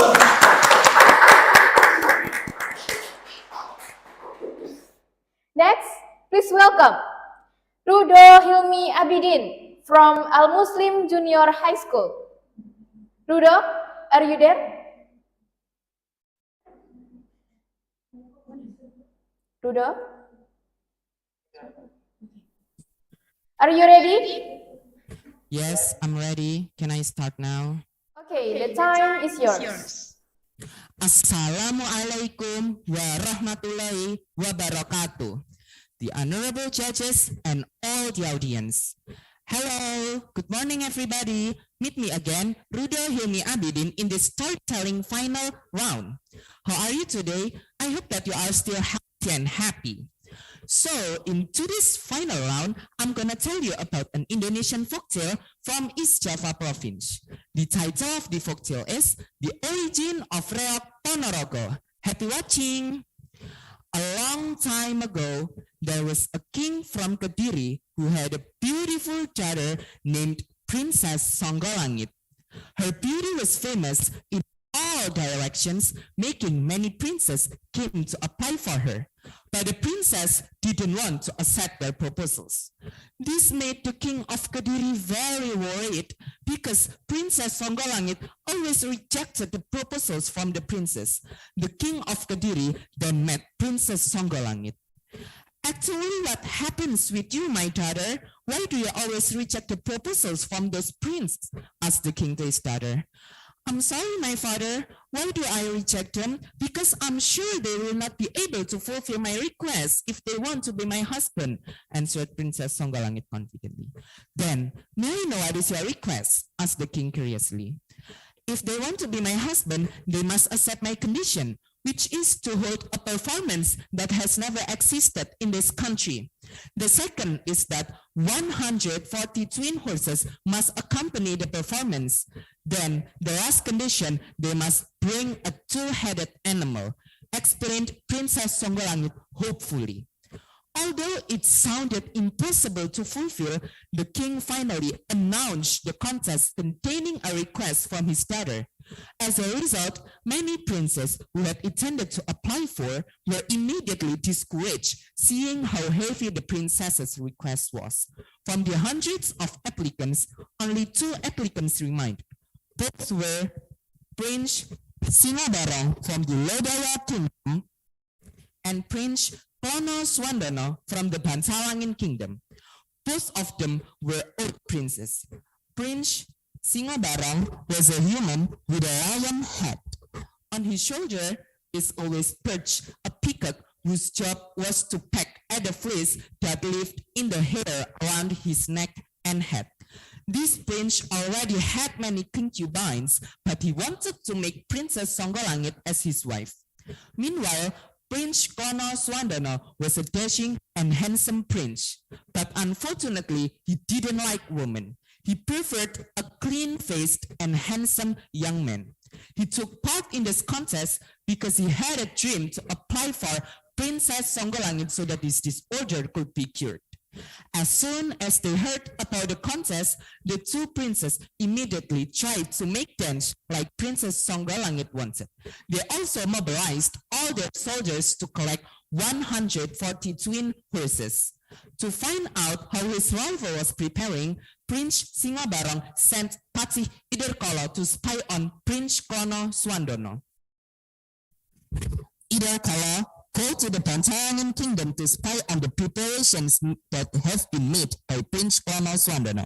When the preparations are complete, we will just take them by force, so we don't have to bother fulfilling Princess Songgolangit's strange request, ordered Prince Singobarong. Why did Prince carry out and he rushed toward the Pantarangan kingdom? While spying on the preparations made by Prince Kono Swandono, unfortunately, he was caught by Patih Pujangganong, who was Prince Kono Swandono trusted vice regent. What is your purpose in spying on Prince Kono Swandono? Asked Patih Pujangganong. I was sent by Prince Singobarong to snatch what Prince Kono Swandono has prepared, replied Patih Iderkolo. Patih Iderkolo's answer made Prince Kono Swandono so angry that he killed him. Then Prince Kono Swandono ordered all his troops to attack the Lodaya kingdom. Hey, all my troops, this time we will not remain silent about what Prince Singobarong do to us. This time we will repay him by attacking his kingdom. Are you ready to fight? Said Prince Kono Swandono. Yes, we are ready, Prince, replied the soldiers. They set out on the way to the Lodaya kingdom by riding 140 twin horses. Arriving there, they immediately attacked Prince Singobarong's troops. Hop, yap, hop, yap. But unfortunately, Prince Singobarong's troops were too strong for them, so they all lost. Finally, Prince Singobarong came forward alone to face Prince Kono Swandono. But on one occasion, his head was hit by something and hit his peacock's head, which was still perched on his shoulder. Seeing that, Prince Kono Swandono seemed to see a two-headed animal. He smiled and immediately took out his powerful whip named Samandiman Whip. I will use my Samandiman Whip to unite Singobarong and his pet peacock. Hop, yap, hop, yap. Prince Kono Swandono whipped his Samandiman Whip, and there was a thunderous sound, kluduk, kluduk, kluduk. Singobarong became limp and couldn't turn into a human again. Finally, the bodies of the lion and peacock were stuck together and could not be separated. Now the terms given by Princess Songgolangit were completed. Prince Kono Swandono's entourage continued their journey to the Kediri kingdom and performed there.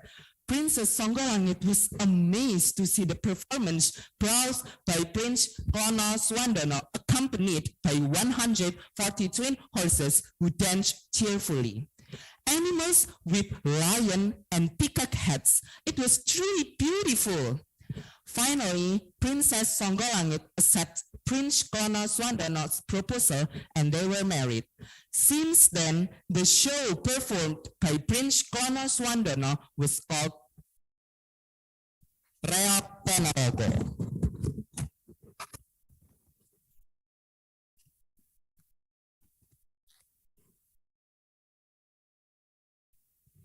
All right, that is the end of the story of Reok Ponorogo. And the moral value we can learn from the story is, if you want to get something, you have to fend for yourself. Do not try to snatch someone else's, because it will harm yourself and also other people.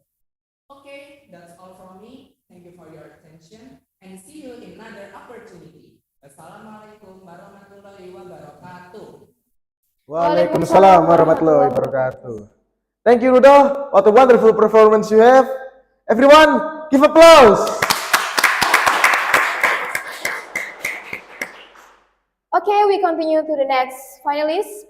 Please welcome Muhammad Hildan Evan from SMP Muhammadiyah 7. Hildan, are you there? Yes. Okay. Are you ready? Are you ready? Assalamualaikum warahmatullahi wabarakatuh. Good morning, the honorable judges, ladies and gentlemen. Today, I'm going to tell you a story about Malin Kundang. A long, long time ago, there lived an old woman named Mandirubia and her son named Malin Kundang. Mandirubia was a single parent. They lived separate and hang out in the forest hill.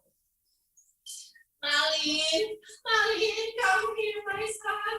Would you help me get this firewood? Yes, mother. Wait a minute. Malin helped his mother.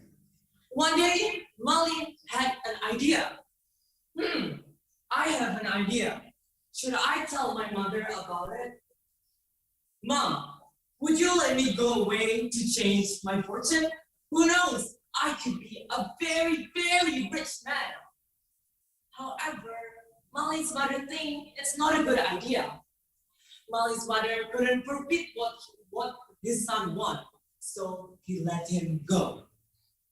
And then Malin went to Dayat's house to tell him to take care of his mother until he came back and tell him about his plan of changing his fortune.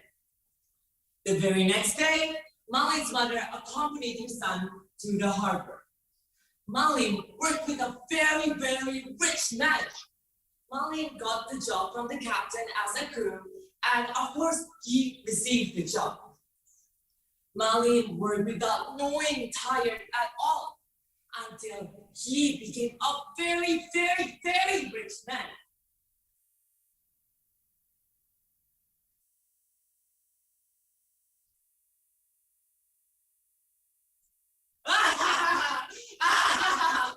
I'm rich! I'm rich! I'm rich! I'm rich! Molly always thinks about the owner's daughter. Her name is Nimrod.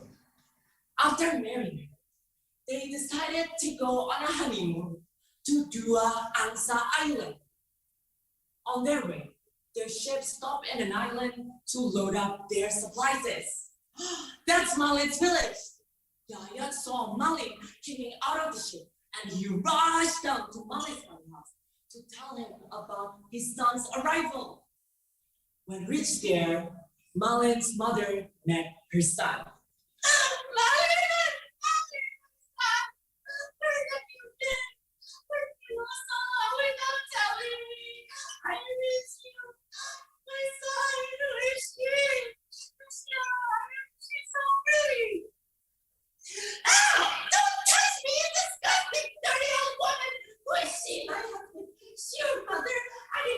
Your mom is so poor and disgusting and dirty.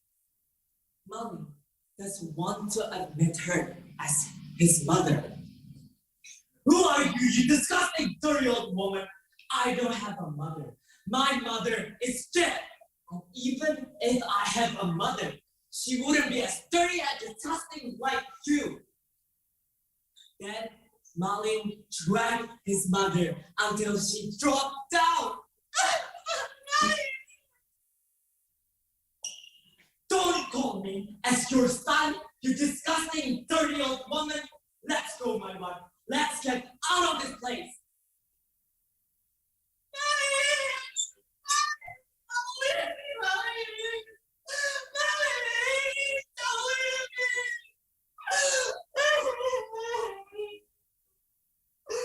Oh God! If he was really my son, I can't take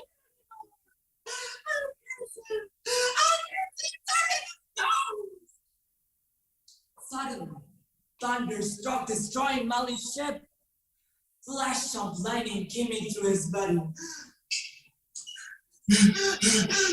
What is wrong with my ship? What is wrong with my ship? What is wrong with my body? Mom, I'm sorry, Mom. Mom, I'm sorry. Mom, I'm sorry.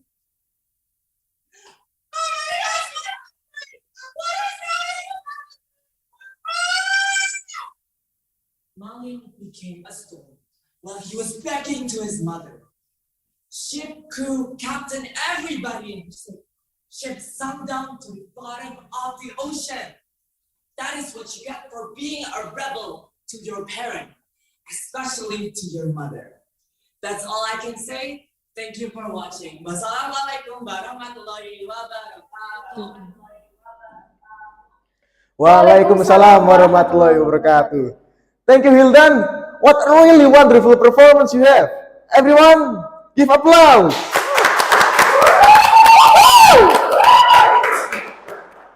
Okay, next, please welcome Najla Mugi Kamila from SMP Arisalah Kediri.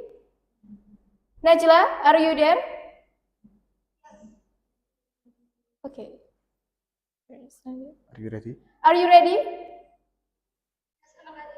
The The time is yours. Assalamualaikum warahmatullahi wabarakatuh. Dear ladies and gentlemen, I'm Najla Mugi Kamila, and I am the representative of Junior High School Arisalah Kediri.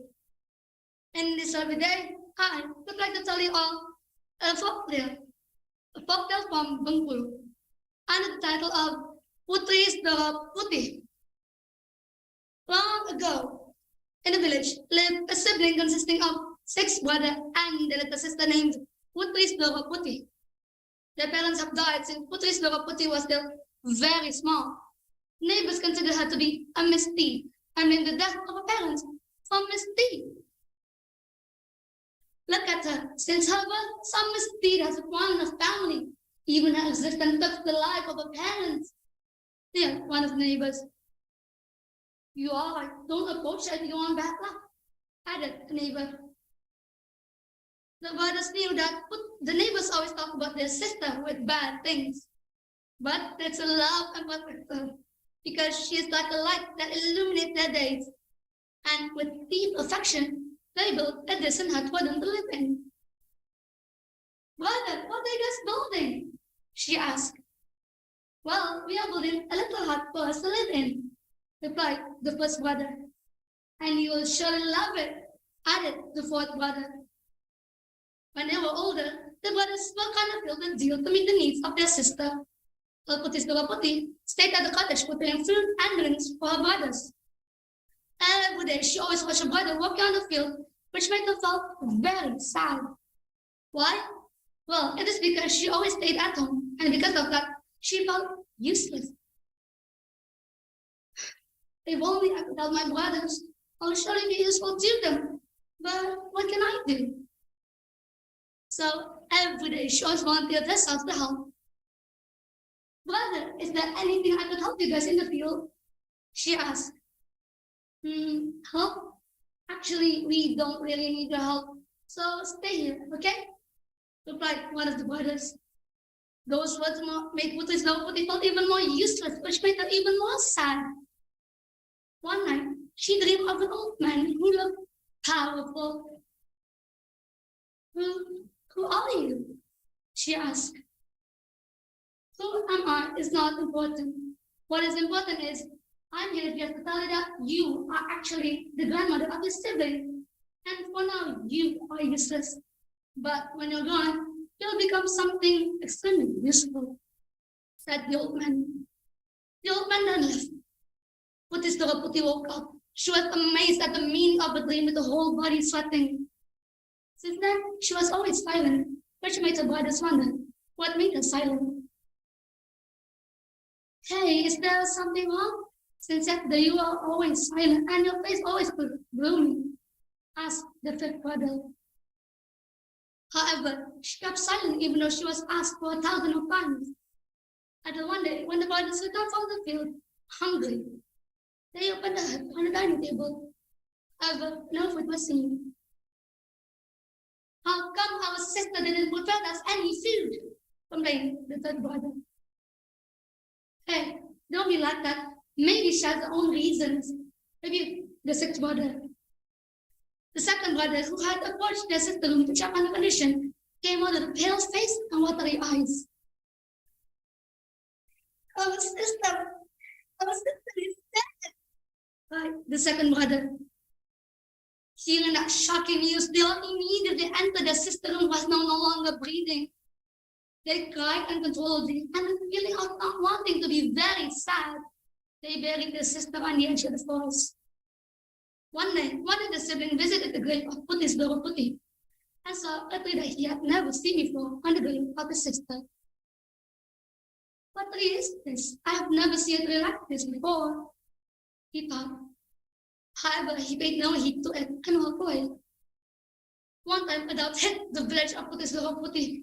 Water was scarce and rice was to harvest, which made the villagers and Puti's Doro Puti sibling miserable. One of Puti's Doro Puti siblings decided to visit their sister's grave. Arriving there, he saw a strange tree that grew on the grave of Puti's Doro Puti, and there was a foreign tree on the base of the tree. Suddenly, a squirrel tucked the fruit, and a liquid came out of it. What liquid is this? He thought, while tasting it.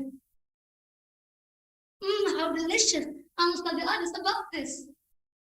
He then rushed to his sibling to tell them what he had found on their sister's grave. They then rushed to their sister's grave, carrying a bucket to hold the liquid. They then cooked the liquid till thick and then hardened.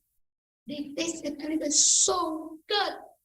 They call it palm sugar, and they sell it to the villager to meet their daily needs. What is this? How come it is so good? Asked the villager. Well, this is called palm sugar. It came from a liquid that came from a tree called palm tree. Explained Puti's Doro Puti. First one brother. Since then, lots of palm sugar grow on the village of Puti's Doro Puti. And Puti's Doro Puti's village, to become useful, finally came to the end. Wassalamualaikum warahmatullahi wabarakatuh. Waalaikumsalam warahmatullahi wabarakatuh. Thank you, Najla, for your performance. You really did a great job. Everyone, give applause. Next, please welcome Rida Sabrina from SMP TI Al Hidayah. Sabrina, are you there?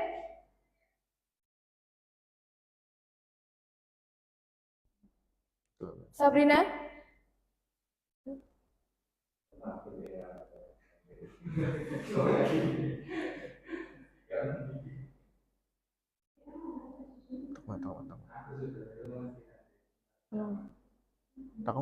Sabrina, are you there?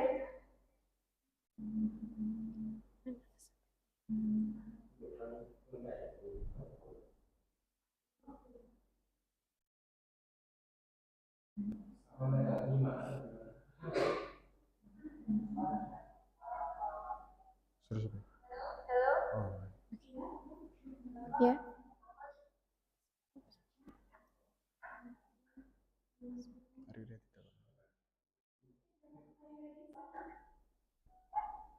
Are you ready?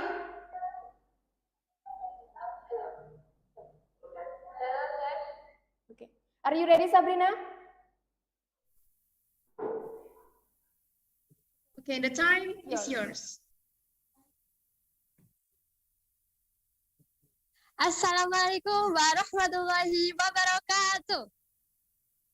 The Honorable, all the judges and participants of OEC 2023. My name is Rida Sabrina. I'm from Al Hidayah Junior High School. In this time, I would like to tell you a folk tale in the title, The Legend of Toba Lake. Once upon a time, there lived a diligent farmer in a village in Sumatra. He is Toba. Toba was very diligent.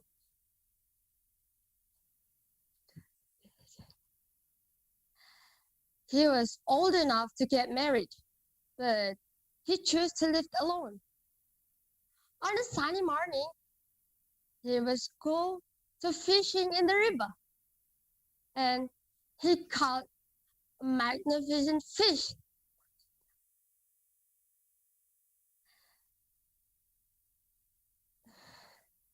Wait, don't eat me. I will stay with you if you don't eat me, said the fish. Toba was very surprised. He was surprised that the fish he caught fell to the ground. Shortly after, he turned into a very beautiful girl.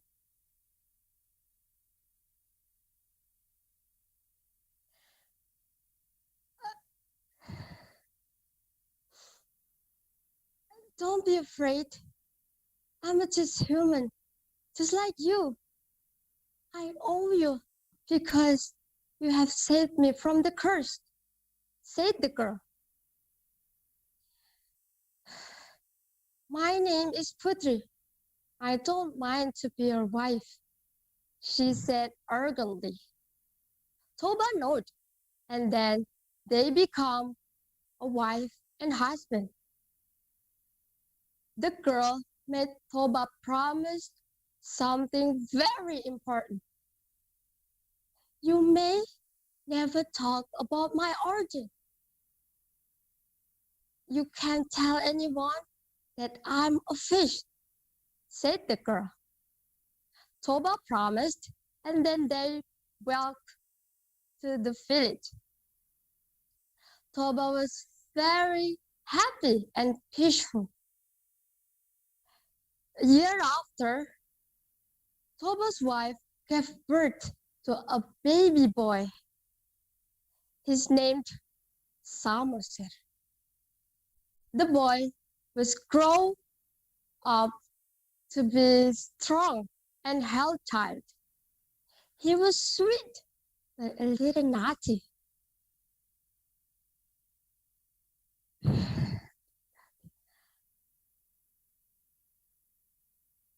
Toba had a habit that made their parents confused. He was always feel hungry. He can eat food.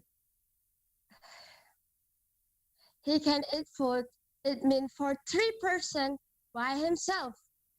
Oh my God. One day, Toba was get a job to deliver food and drink for his father in the field. So Samoser, as a Samoser, he don't do that job. Toba kept waiting until finally he went home and found Toba was playing ball. He was furious. You insult child! How dare you! You son of a fish! Toba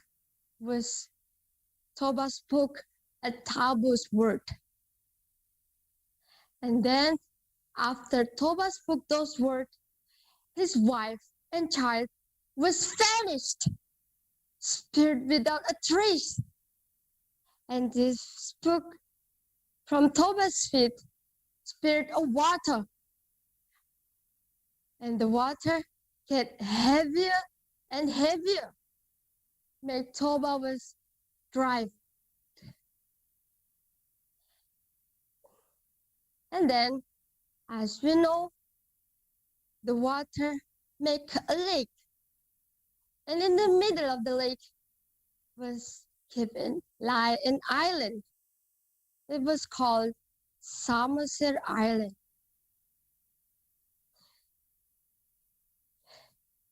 And can we call as a lake Toba Lake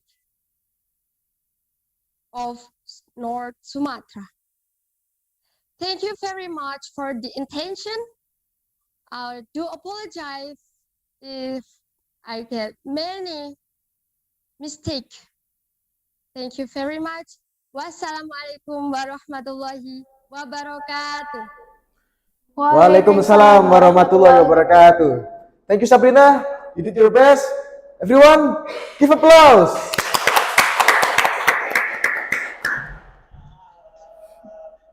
Okay, the last finalist. Please welcome Jashira Alaika At-Tamimi from SMPN 49 Jakarta. Jashira, are you there? Are you ready? Okay, the time is yours. Assalamualaikum warahmatullahi wabarakatuh. Hello everyone, my name is Jashira Alaika At-Tamimi.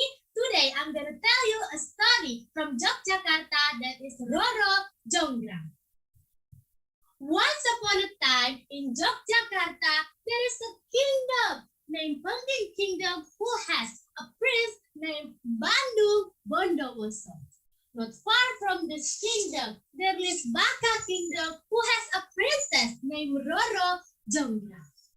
One day, Prabu Baka, as a king of Baka Kingdom, want to fight with Pengging Kingdom to prove who is the stronger. Baka Kingdom attack and destroy anything at Pengging Kingdom. Hearing about the attack, Prabu Damarwayan, as a king of Pengging Kingdom, ordered his son Bandung Bondowoso to solve this problem. Bandung Bondowoso is ready to fight with Prabu Baka. Their fight was unavoidable. They both were strong, but Bandung persistence made him win. And Prabu Baka has died. Baka Kingdom troops can fight Pengging Kingdom back, so they decide to return into their kingdom. Pasir Gipala report this accident to the princess of Roro Jonggrang of the Baka Kingdom. The Honorable Lady, I am so sorry. Our troops can beat Pengging Kingdom. We are lost and your dad has died. What are you talking about? No, my dad! When Roro Jonggrang crying, suddenly there is a sound of footsteps and people screaming, attack them! Attack them! Yes, that is Pengging Kingdom. They chased Baka Kingdom into their kingdom and inspect the entire of the kingdom. When Bandung Bondowoso has inspected the entire of the kingdom, he met Roro Jonggrang. The beautiful lady, what is your name? My name is Roro Jonggrang.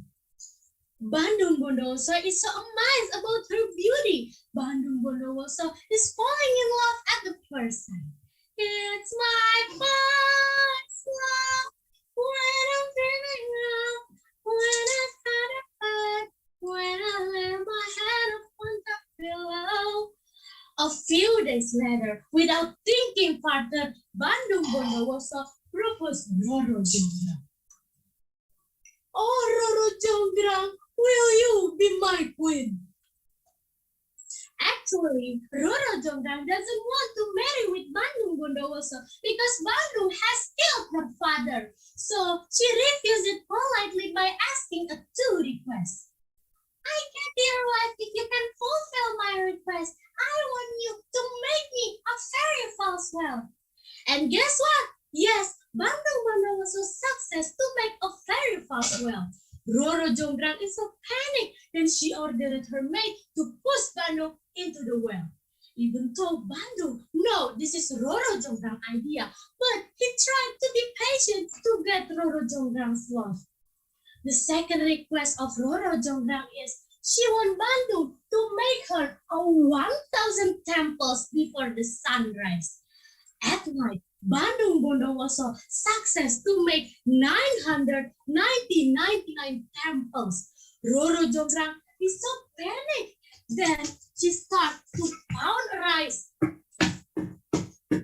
make the chicken crowded.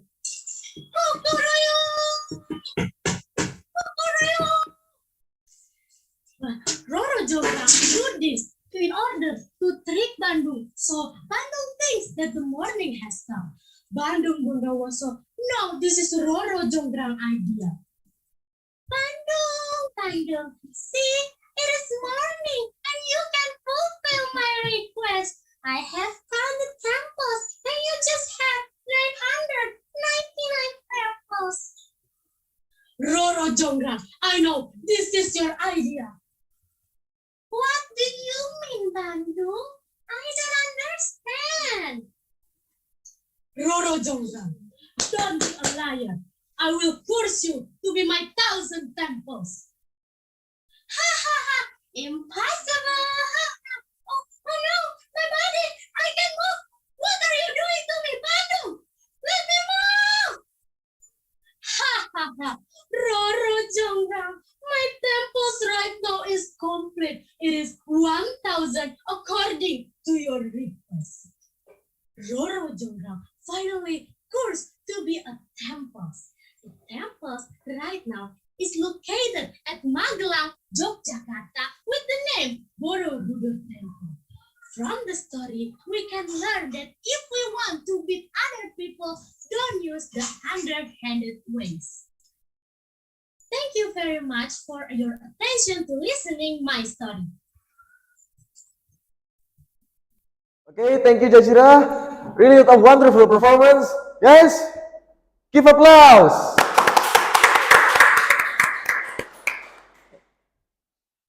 Okay, all the finalists of storytelling category have already performed well. So, this is the end of the performance.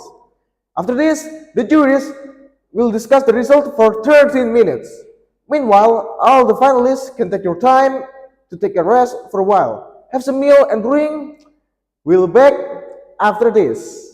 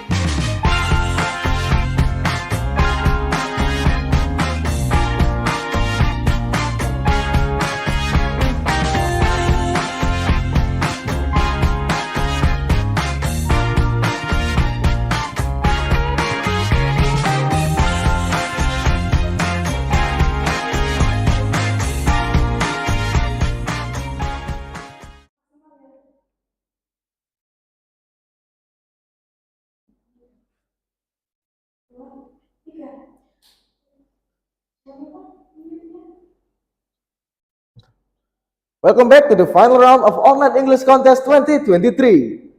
So, we have already got the result for today. Are you ready to know, guys? But before we announce the result, let's listen the message or utterance from the juries. Okay, the honor, Mrs. Rodia, could you please give some message for the finalists and maybe for all the audiences who are watching us now?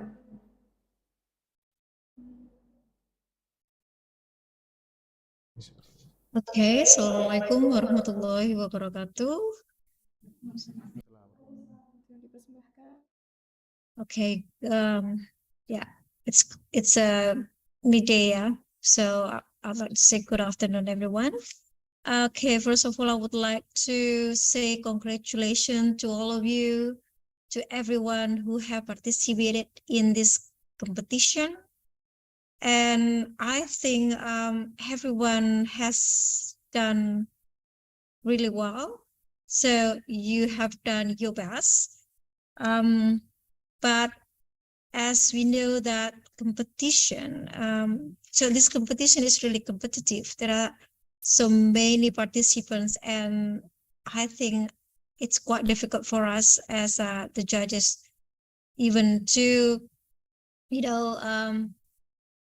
to give our assessment to all of you, because everyone had a really wonderful performance, yeah. But there are some things that you have to remember. So you are assessed from many criteria. It's like performance, your intonation, your pronunciation, the content, the fluency, yeah. So you have to cover all of them, all of the criteria, so that you can fulfill or meet the expectation of this competition. But again, no one is a loser here. So all of you are winners, since you have done your best, you have a great performance, and I believe that in the future you still can join for other competition, other competitive competition, and that's the most important thing. So again, I would like to say congratulations to all of you. You still have a lot of things to do in the future. You have stepped for one there right now, maybe 5, because you have been through many practices before you got a lot of preparation, and you could perform really well today. But as I said, this is really competitive. So congratulations to all of you, and good luck in your future endeavor. I think that's all I can say. Thank you, and wassalamualaikum warahmatullahi wabarakatuh. Waalaikumsalam warahmatullahi wabarakatuh. Thank you for your speech, Mrs. Rodia. Next, the honor, Mr. Imran Zarkasi. Please, the time is yours.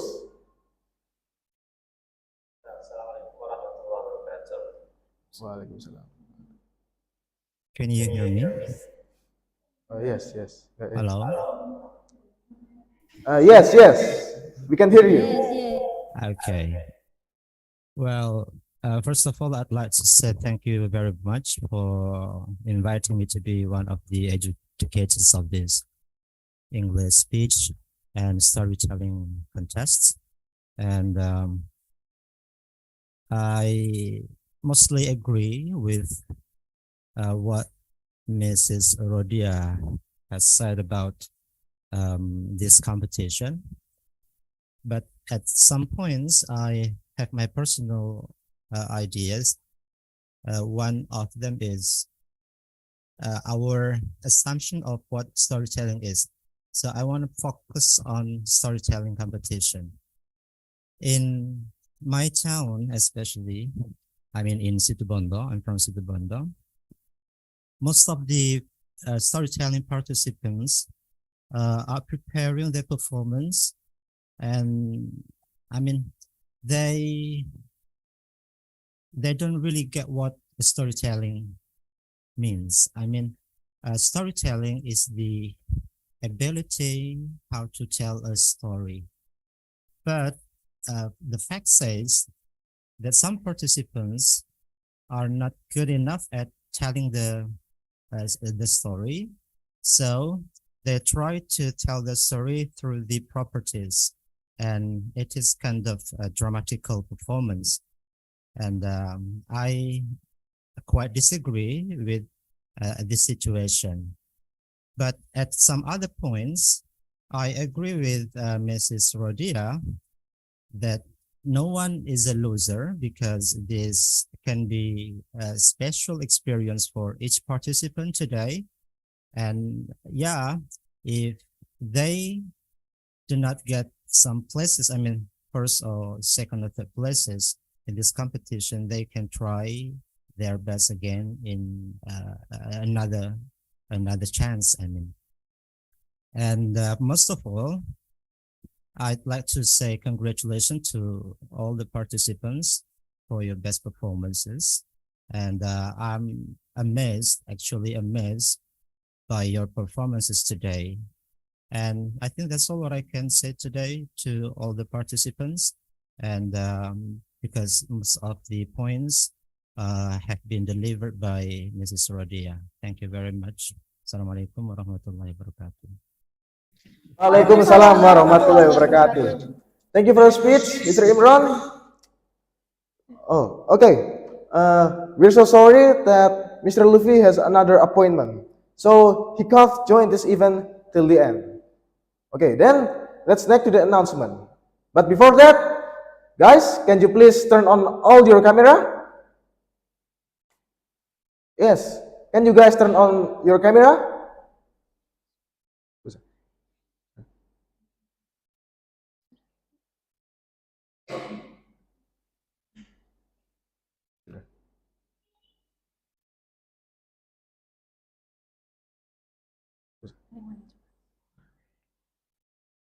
If they're still not turned on your camera, please turn on your camera.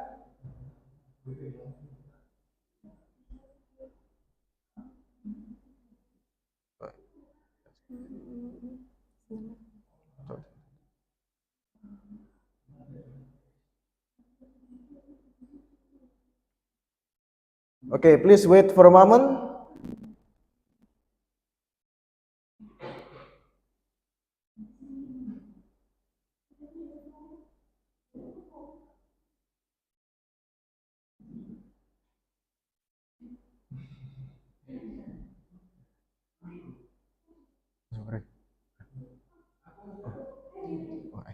Okay, now this is what we are waiting for.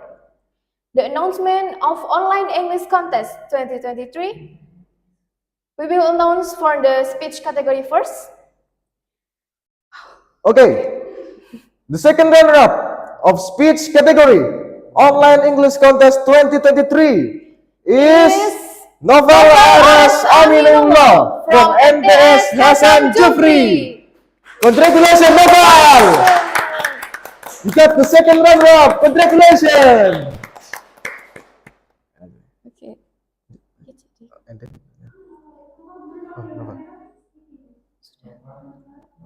Novel? Turn on your camera. Okay. Congratulations. Congratulations, Novel. Congratulations.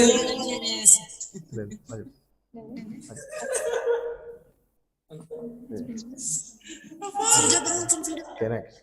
Okay, next.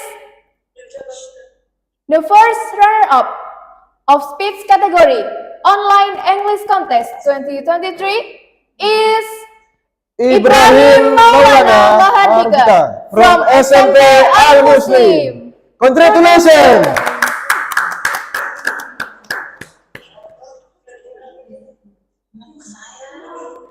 Ibrahim, can you turn on the camera?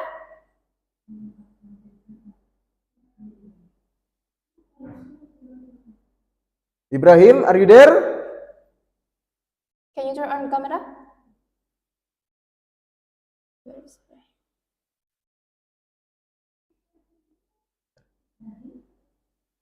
Ibrahim, are you there?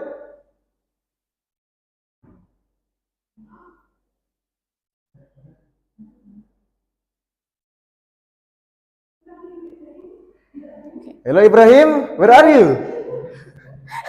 Can you show your face to us?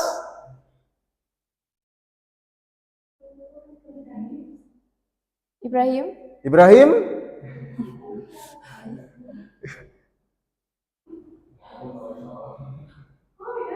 Hey, congratulations Ibrahim! You got the first runner-up of speech category! Congratulations!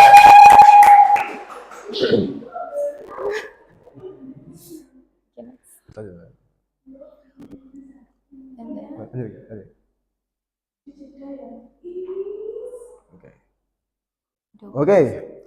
Next is the winner of online English contest speech category 2023 is Nilu Made Chinese Sudevi Kirani from SMP Negeri 6 Denpasar. Congratulations! Congratulations! You're the winner of speech category.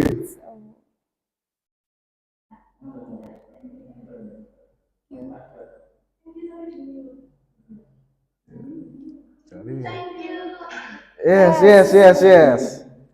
Congratulations. Congratulations. Thank you so much for giving me the opportunity to win this competition. That's all. Thank you. Yes, you're welcome. Lanjut.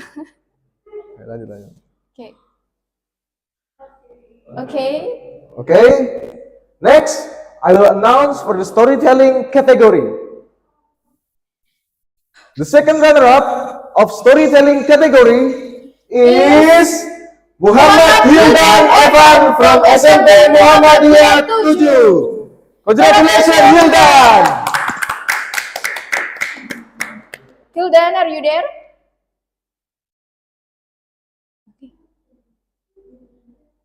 Hildan?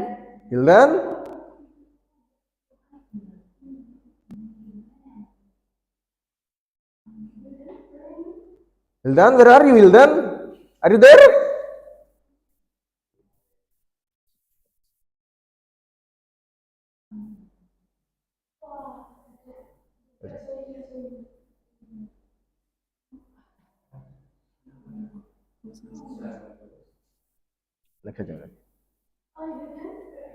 Hildan, where are you?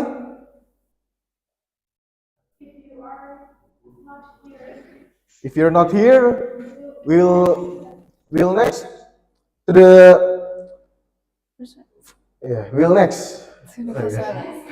to the next winner. Okay. The first runner-up of storytelling category online English contest 2023 is Filipina Akoba from MTS Hasan Jufri. Congratulations, Filipina. You're the first runner-up of storytelling category. Congratulations. Thank you. Yes. You're a very great.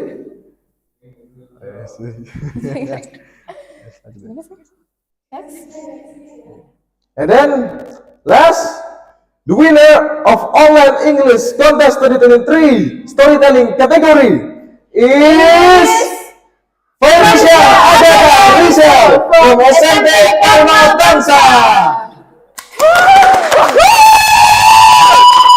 Congratulations! You become the winner! Committee for giving such an opportunity, and I truly feel honored. Thank you. Yes, you're welcome.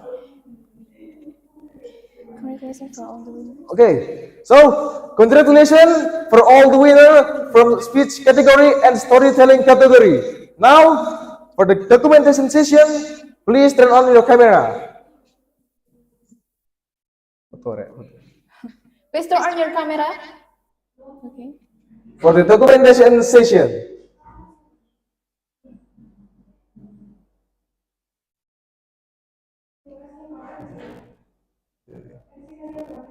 Satu, dua, tiga.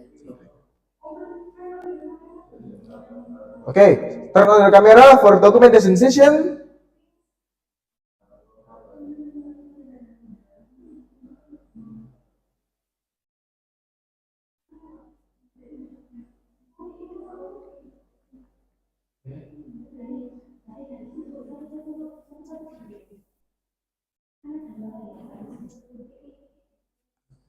Okay, we're so sorry. Please wait for a moment.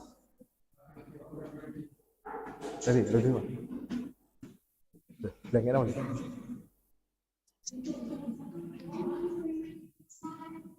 Okay, so we're gonna photo.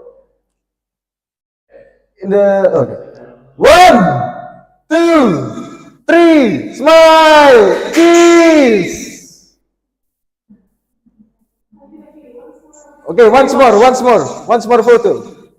1, 2, 3, smile. Okay, turn. Nagkira. Saya.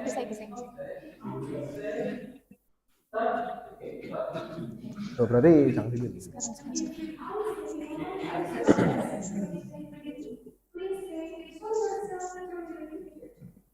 If I say online English contest 2023 says show yourself, draw your future. Okay. If I say online English contest 2023 says show yourself, draw your future.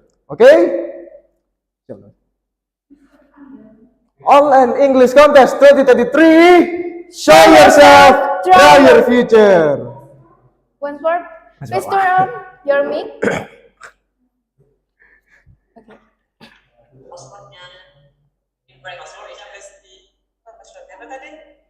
Show yourself, draw your future. Yes. Okay. Once more. Okay, ready?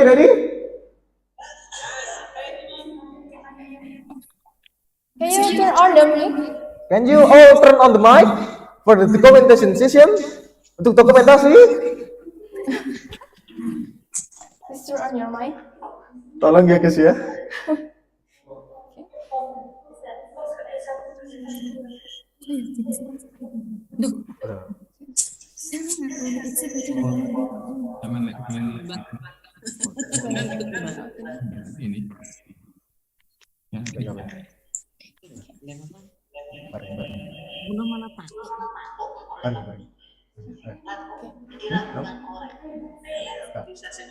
Okay, let's start. Online English Contest 2023. Show yourself, draw your future.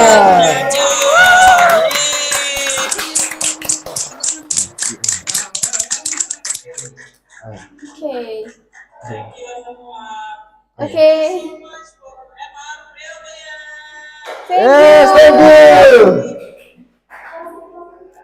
Okay, we finally come to the last event. Thank you so much for joining Online English Contest 2023. See you next year when we see you again. Wassalamualaikum warahmatullahi wabarakatuh. Bye bye.